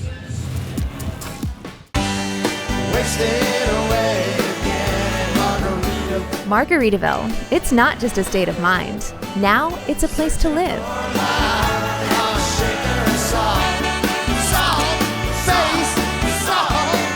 Introducing Latitude Margaritaville. New homes in 55 and better communities where you can live the Margaritaville lifestyle every day. Find your new home at latitudemargaritaville.com. Well, there may not be a bigger pickleball fan here this week than Kathy Dimitri. You know, they say you should have your head on a swivel. Our camera guy, David, right there, he normally has his head on a swivel, but he also now has his head on a stick, courtesy of Kathy Dimitri, who is actually an engineer when she's not watching pickleball. How good is that? Is she bringing like a printer here with her, or what? How is she making that happen? Either that or that's some advanced planning. It's advanced planning. She does it all before she comes. She's got a full bag with literally every pro's head on a stick. And not just pros, amateurs. And amateurs as well, staff. Yep. I mean, we posed for a picture today. She couldn't find my stick, though. So she has a picture of you on a stick? Once you make Kathy's bag of heads, you know you've made it. Yeah, exactly. If not, you get to hold the chicken. So that's why I got the chicken today. 0-1-1.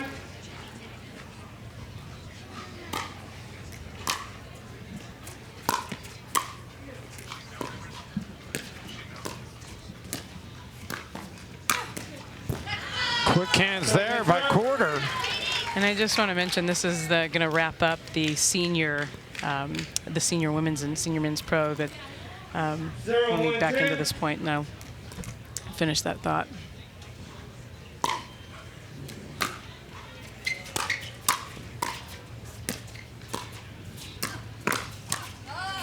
And that'll be out of bounds. We talk about the U.S. Open and the great job that they do at making everybody feel like a pro at the U.S. Open. The seniors are no exception. One of the roles that they have is a pro concierge, and that happens to be my mom, Linda Dillon. So she spends 11 to 12 hours a day making sure the pros have everything that they need when they participate here at the U.S. Open. So, Mom, thank you. So great. We appreciate all the 400+ volunteers who helped make this happen. We need a booth concierge. We do. What we actually need here is we need to make a phone call to Grant Garcia, who's he was the driving force behind the Las Vegas Pickleball Invitational. And Grant will find a way to get us another senior match. That's what he's great at. He's great at finding one more to add to the schedule. A master. If you're listening, Grant, big hello. They have one, you have two. We're on the first server. Aaron and Matt. I'll recall the score. Aaron and Matt, is that correct? 1-2-1. I want to give a shout out to Aaron and Matt, who are with the Pickleball Clinic, that have made their way into the Digital Wave Productions truck, watching and listening to us. And they're getting to get that secondary audio track that we talked about right now.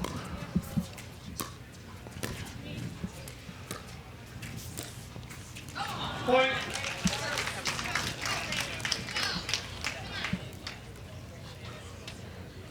And then we got referee Don Morgan refereeing this bronze medal match. He and his wife travel around in an RV and spend time here in Florida. Go all around the country refereeing matches. We appreciate you, Don. Yeah, Don and Andy Jones are my go-to people here for when I have tournaments to wrangle up some referees for me. 3-2-1. You guys are saying all these great things to people. I feel like it's the appropriate way when we close out the broadcast, but it's we still have 2 more days. Well, we want to thank them more than once. Okay, right? well, there you go. We want to thank them more than once because it does take a tremendous amount of resources and people with a lot of dedication and commitment to this tournament. And so many of them come back year after year after year. That's true. Because Chris and Terry, we've talked about them. They have a tremendous volunteer appreciation program that is so essential to how well a tournament is run. Second serve. To the second serve. I also want to thank the volunteers, the sponsors, Minto Communities. Couldn't do this without them. Margaritaville, they've been here from the beginning. Zing Zang, it was Zing Zang Championship Thursday here today. Naples Paradise Coast, they've been so welcoming to this tournament, and they had the vision to invest in this tournament, invest in this East Naples Community Park to make this become what it is. And Sherry Quarters invested into that overhead. Yes, she is. They've turned it on since the second half of game one, moving the ball around extremely well. 5-2-2. And you mentioned Sherry's only been in a pickleball she played her first tournament, a significant tournament, about 11 months ago. Uh-oh. That one's not going to come back. Yeah, so she's really, she's really into it. She's got some great energy. She's trying to engage the crowd. I think she's got the pickleball bug, Chad. Yeah, well, we talked about earlier. She won women's pro split age earlier in the week. With Mari Humberg. Yeah, beating Beth Bellamy and Paris Todd. So that's a big win. That's a huge win. Side out. Side out. Finally, we'll get it back over to Novoseletsky and Marcos. By the way, the other big sponsor, Dick's, obviously, who's sponsoring the championship celebration on Saturday, the biggest night in pickleball. If you can't be here, you can catch it on CBS Sports Network from 5 to 7 p.m. Also want to give a shout out to our friends over at Splish, who are a fantastic CBD oil company that they've come on board. They've been sponsoring the broadcast as well as the tournament. Great vendor tent here, and I know they've done a great job this week putting together a prize package for people that have come. They're going to have this grand prize giveaway tomorrow. It's now, they've gotten so much stuff, it's now worth like $6,000 altogether, their total package. So you want to go check that out. And all the vendors that have been here have been fantastic all week long. And just so great to see. And I remember the first tournament, the vendor tent was only one tent. Now there's two big tents, Melissa. Yeah, two big tents out there, and they stay busy all day long. I mean, there's all kinds of things, from shoes to paddles to tropical clothing, casual wear. Quarter dispenses of that with the overhead. No, I have to say, I'm really impressed with the spin, the control that Quarter has on that forehand, and then just the finishing power. 6-3-1.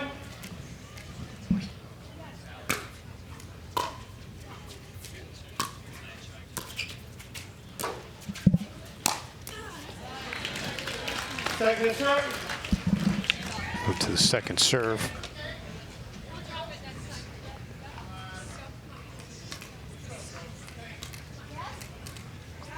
6-3-2.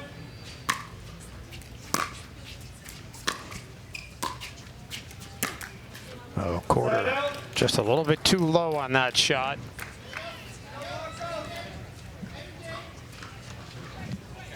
Door's still ajar here for Novoseletsky and Marcos, but they got to make a move and make it soon.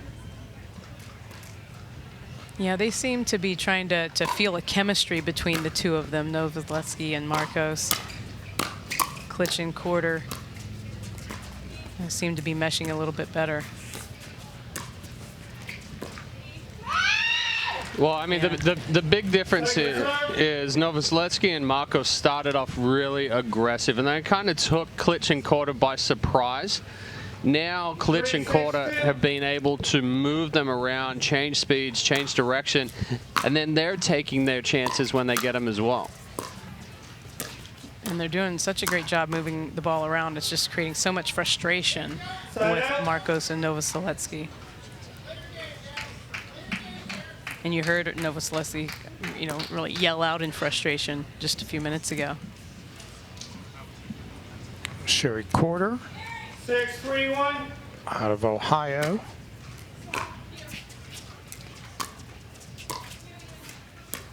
And she doesn't really like to talk about herself. But, she has some high-level tennis accolades.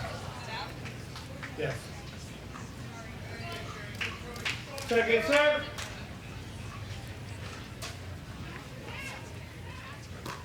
How high level are we talking about? Well, for me, anything over 3.5 is high level. Well. Yeah, but no, she played some college tennis.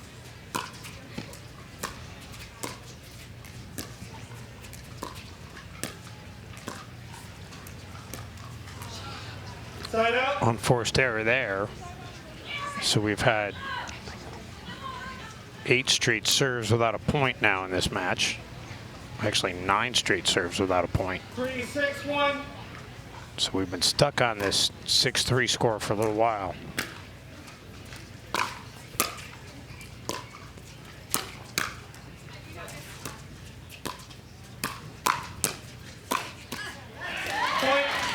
Yeah, tough ball for Klitsch to try to speed up there. Not the best position. Kind of got herself and her partner in a little bit of trouble.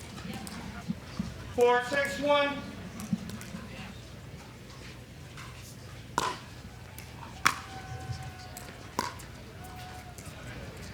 Second serve. Move to 4-6-2.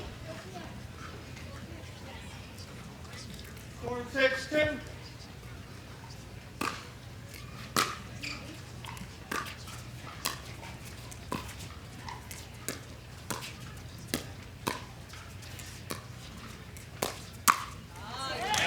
Whoa, I was about to say that is not the right ball for Novoseletsky to speed up.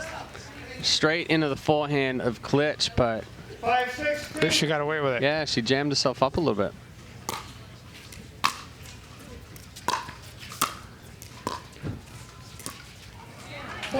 And suddenly we're all square. I'm not too sure what happened right there. Jenny Klitsch took the scenic route to get up to the kitchen. I don't know if it was a mix-up between hand signals there, between herself and Korda. Ooh, How about that shot? Hello. I wonder if Klitsch and Korda might be thinking about a timeout, and indeed they are. They call it right here. So we'll take a Takea hydration break.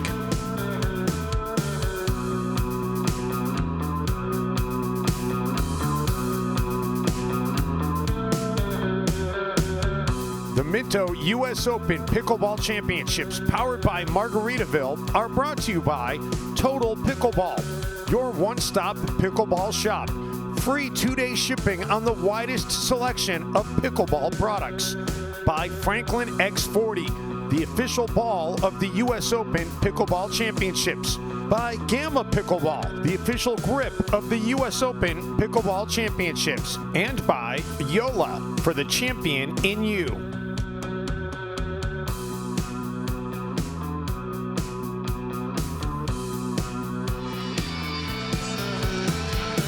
Back in Naples, Florida, our final match of this broadcast day. Jenny Klitsch and Sherry Korda. They once had a 6-2 lead, but now they're on the short end of a 7-6 score. As Marcos and Novoseletsky trying to see if they can force this to a game 3. Off the net, but that goes out of bounds. And Novoseletsky asking for confirmation, and it looked out from here. I don't think there was really much debate, but from over on that other side of the net, I could see why you might think that it might have been in. So the timeout did its job. Now it's up to Klitsch and Korda to put some points on the board.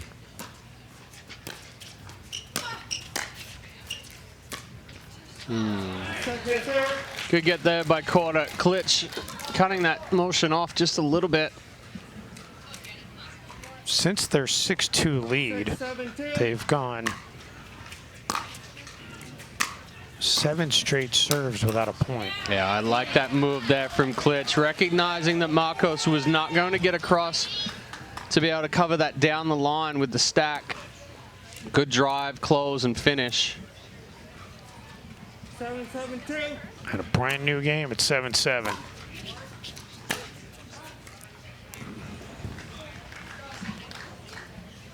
Tougher ball to try to be aggressive on there from Korda.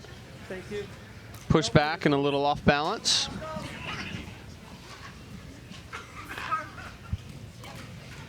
Seven, 7-1.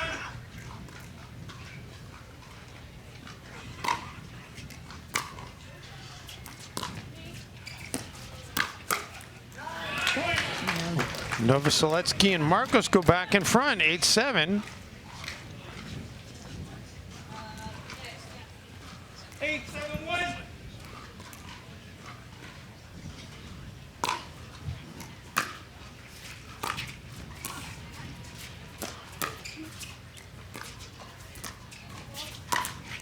Oh, that's not a ball you can miss. That's part of the 99%er that you were talking about earlier, Dave. Yes. You are 100% right about that 99%. Get a little too excited, a little too big with the swing. That serve just barely got past the kitchen. And then that's long. You know, that's something I don't think you see a lot of. And maybe it's just because at this level it's not a good shot and players can play against it. But when I play against my son a lot, sometimes and I don't think he does it on purpose, but he'll hit a serve so short that it just barely clears the kitchen line, and then it's like there's nothing I can do. It ends up being an ace. And Chad, is that a weapon that could be utilized on this level, or are the players just too good to take advantage of that? Not so much on this level, because in essence what it's doing is it's making the return easier for your opponent, and they can push a deeper return. But definitely something that's at the amateur level used a lot more as far as mixing up depth of serve, speed of serve, height of serve.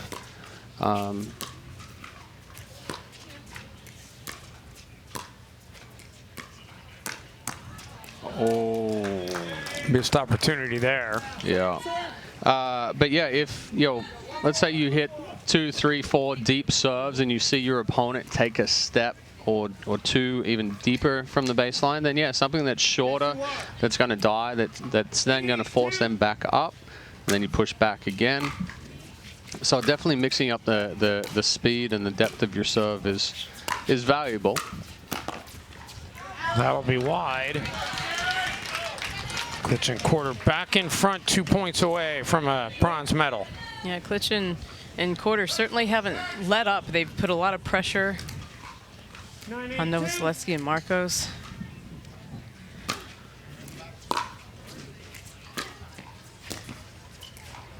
Oh, good ball from Marcos. And Quarter kind of looked like me there when I have a great drop shot and I just am admiring it and I don't go in like I should. I think that's what happened to Quarter right there, because it was an excellent drop shot. She became a spectator for just a little bit. Right.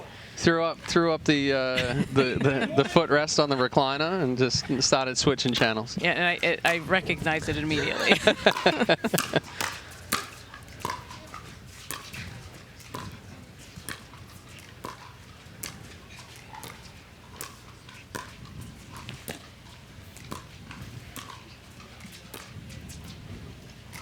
Oh, perfect lob. Oh, wow. Wow. Great action. The exchange continues. Oh, just my wide. Goodness. Are you kidding me? That was some outstanding defense.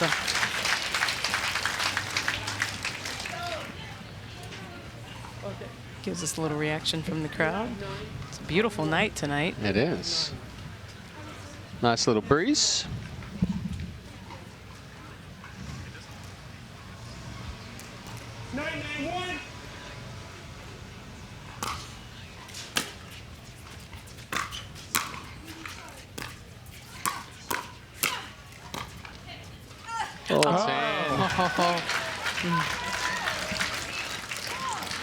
And it makes this 10-9.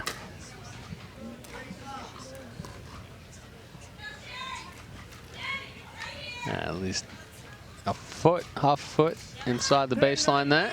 Game point.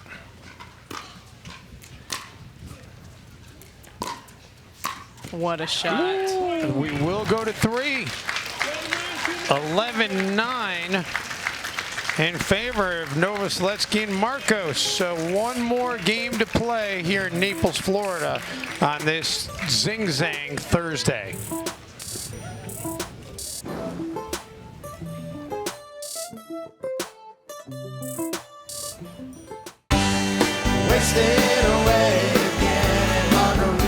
Margaritaville. It's not just a state of mind. Now it's a place to live.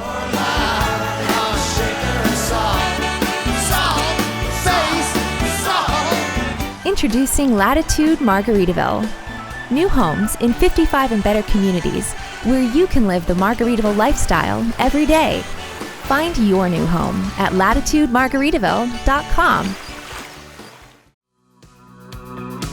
back here in Naples, Florida. Dave Benz, Melissa McCurley, and Chad Edwards on the call with you as we've reached the final game of the day. 0-0-2. Novoseletsky and Marcos coming back to win that second game and forcing game 3. Yeah, and it's been interesting. I guess we've really seen the game go back and forth, back and forth, back and forth.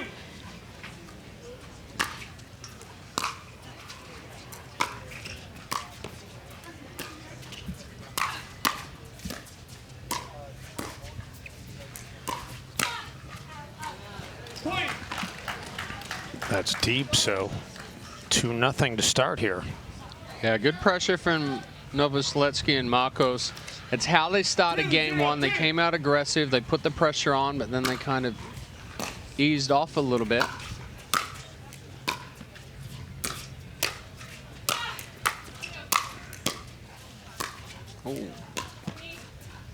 Oh my goodness. It just was drifting away from her. I honestly think the amount of spin that Klitsch put on her ball affected that one. Affected how it came off of Novoseletsky's paddle, and then it kind of just it was sitting there and just drifting for a quarter.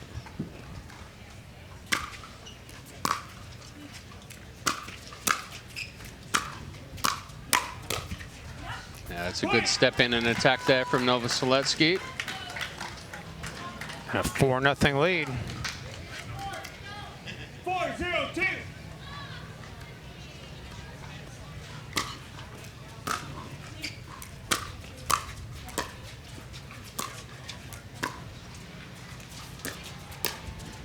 Oh, that is a very, very tough ball to try to lob off of.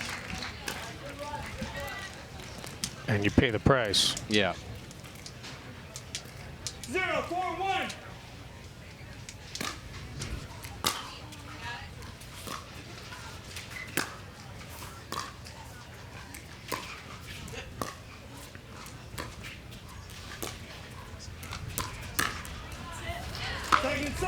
Move to the second serve. Yeah, and that was a great example of a good time and good execution of a speed up, going right directly into the center of the body a quarter.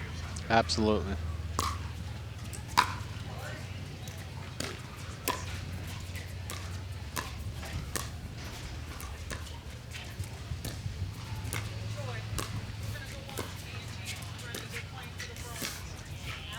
Oh, I really like the ball movement there from Korda and Klitsch going sideline to sideline. Marcos and Novoseletsky could never fully get established.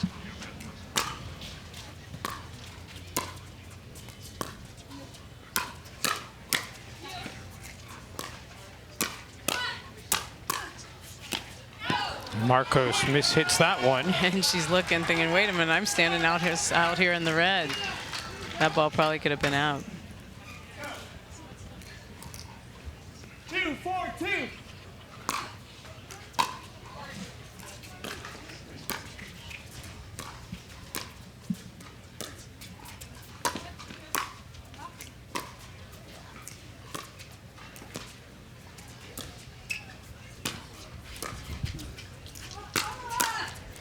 Into the net, so side out at 4-2.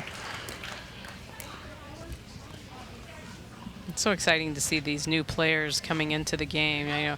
You hear different numbers out there, Chad, and some people say that we already have 40 million people and maybe even some 60 million people who have at least tried pickleball. Right? Yeah, some say 6, some say 60. It's hard to predict, but definitely a lot of new young pros and senior pros making the switch from, either they're getting to that point where they were at 4.550s in amateur, and now they're making that jump into senior pro.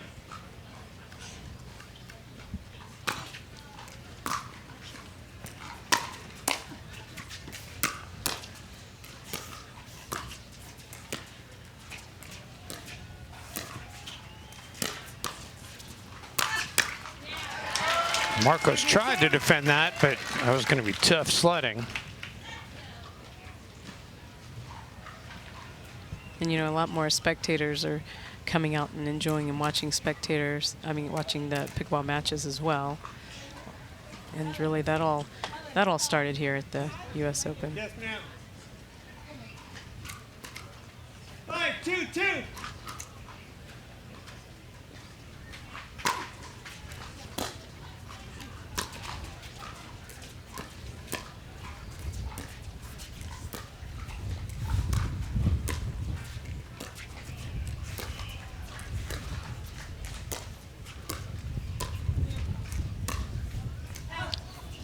That was the right idea, right spot there from Klitsch, but she tried to do just a little too much. A bit of a medium pace roll up around the upper chest. So we've got a timeout being taken. Let's step aside for this Takea hydration break.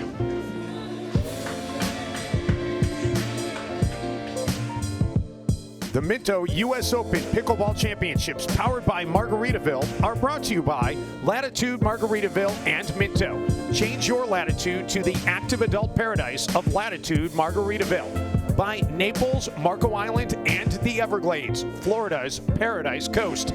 By Skechers Pickleball. Experience performance comfort on the court with the all-new Skechers Viper Court Pro.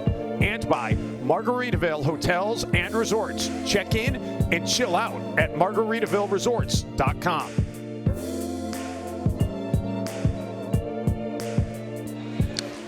Back here in Naples, Florida, and I'm just looking ahead to the schedule. Tomorrow we get the men's and women's pro doubles both going simultaneously. And mixed senior pro.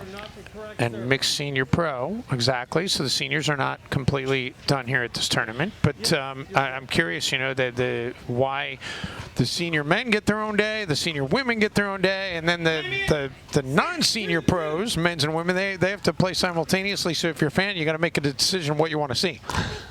Yeah, on Friday, yes, but for the men's and women's pro doubles, they play through to the bronze only on Friday. Their gold medal match is carried over onto Saturday, which they then have their own day for mixed pro doubles, and the men's and women's pro doubles. They're also live on CBS Sports Network. And then the championship matches in men and women. Correct, with mixed being aired at a later date.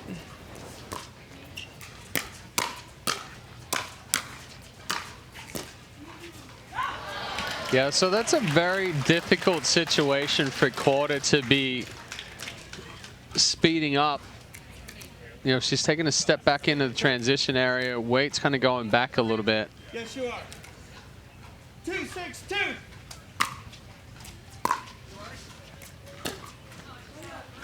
Sign up. Our producer extraordinaire, Ray Kuliakova, is saying that, yes, there will be a tape delay, but it'll also be live on the stream, the mixed. So.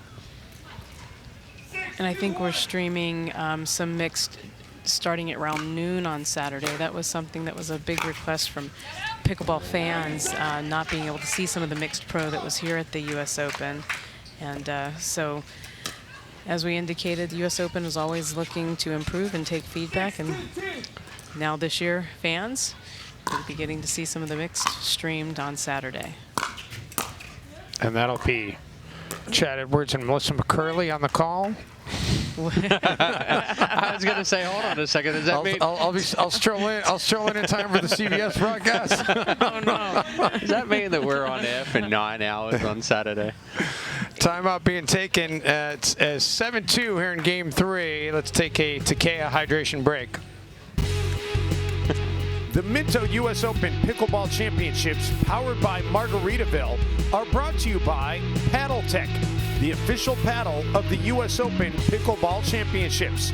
By Southern Tide, the premium coastal lifestyle brand. By Takea, hydration is an all-day game.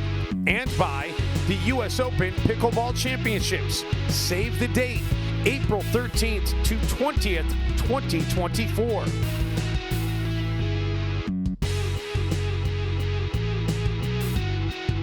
You guys just wanted us to do the CBS and have somebody else have Rusty or somebody else be doing. We'll figure that out. We'll let the people on the live stream decide since they're hearing our conversation now.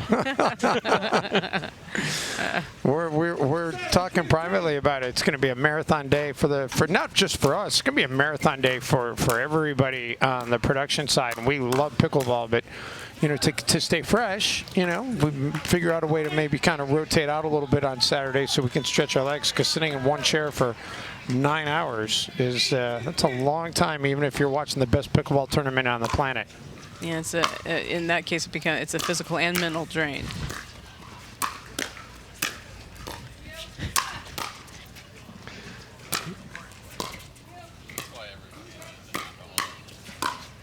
Heat 2-2 here. Marcos able to get to that one.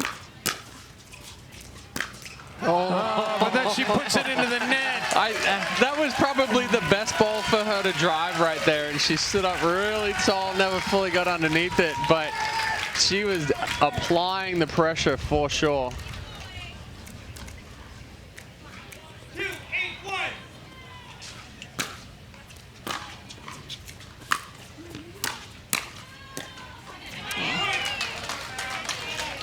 Well, get it back here to a 5-point margin.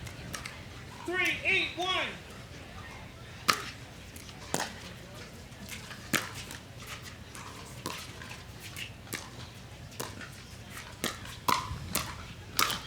Oh, another opportunity that goes by the wayside. Make it 4-8.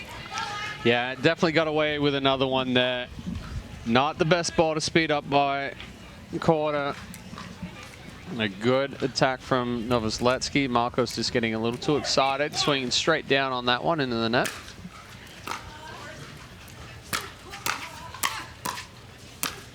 Oh, and then she just kind of got in that squatted position and got her paddle face up. Yeah, again, that elbow drops or the paddle face lays back too far, and that paddle face is facing up when you go to make contact. There's no hope in keeping that inside the court. She didn't fully commit to the scorpion.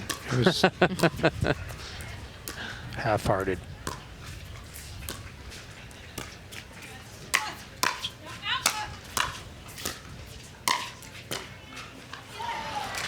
Good pressure again by Novoseletsky and Marcos. And they'll get it back here, 8-4-1, 3 points away from a bronze medal. 8-4-1.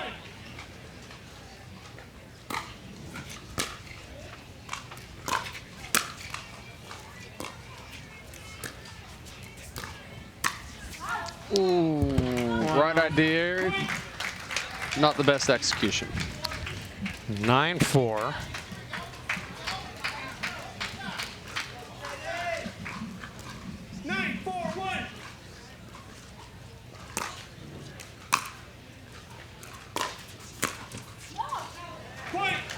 And here we go. We've got a match point. Any burning questions you guys have for either? Well, I'm going to say Marcos or Novoseletsky because they've got a commanding lead. You guys got a burning question for them as we'll talk to them after? I would like to know some Novoseletsky, a little bit of information from her. When she went from amateur to pro, where does she play? Where's she from? Good control there from quarter. Looked like she was in trouble there for a little bit, but was able to keep that ball below the net. 10-4-2.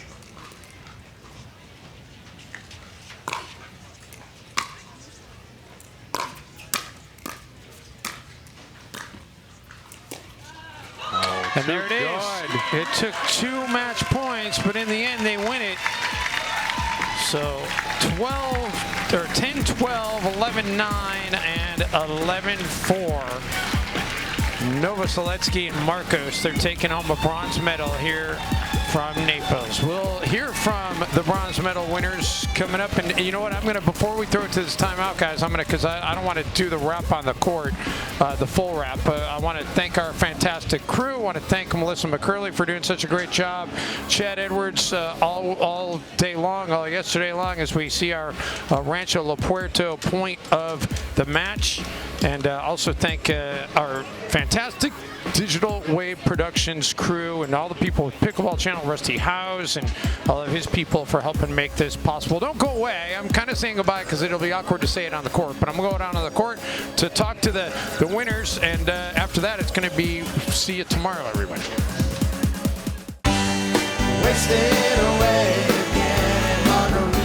Margaritaville. It's not just a state of mind. Now it's a place to live.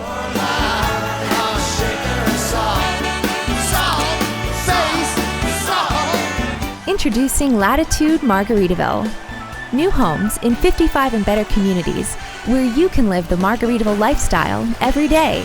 Find your new home at latitudemargaritaville.com.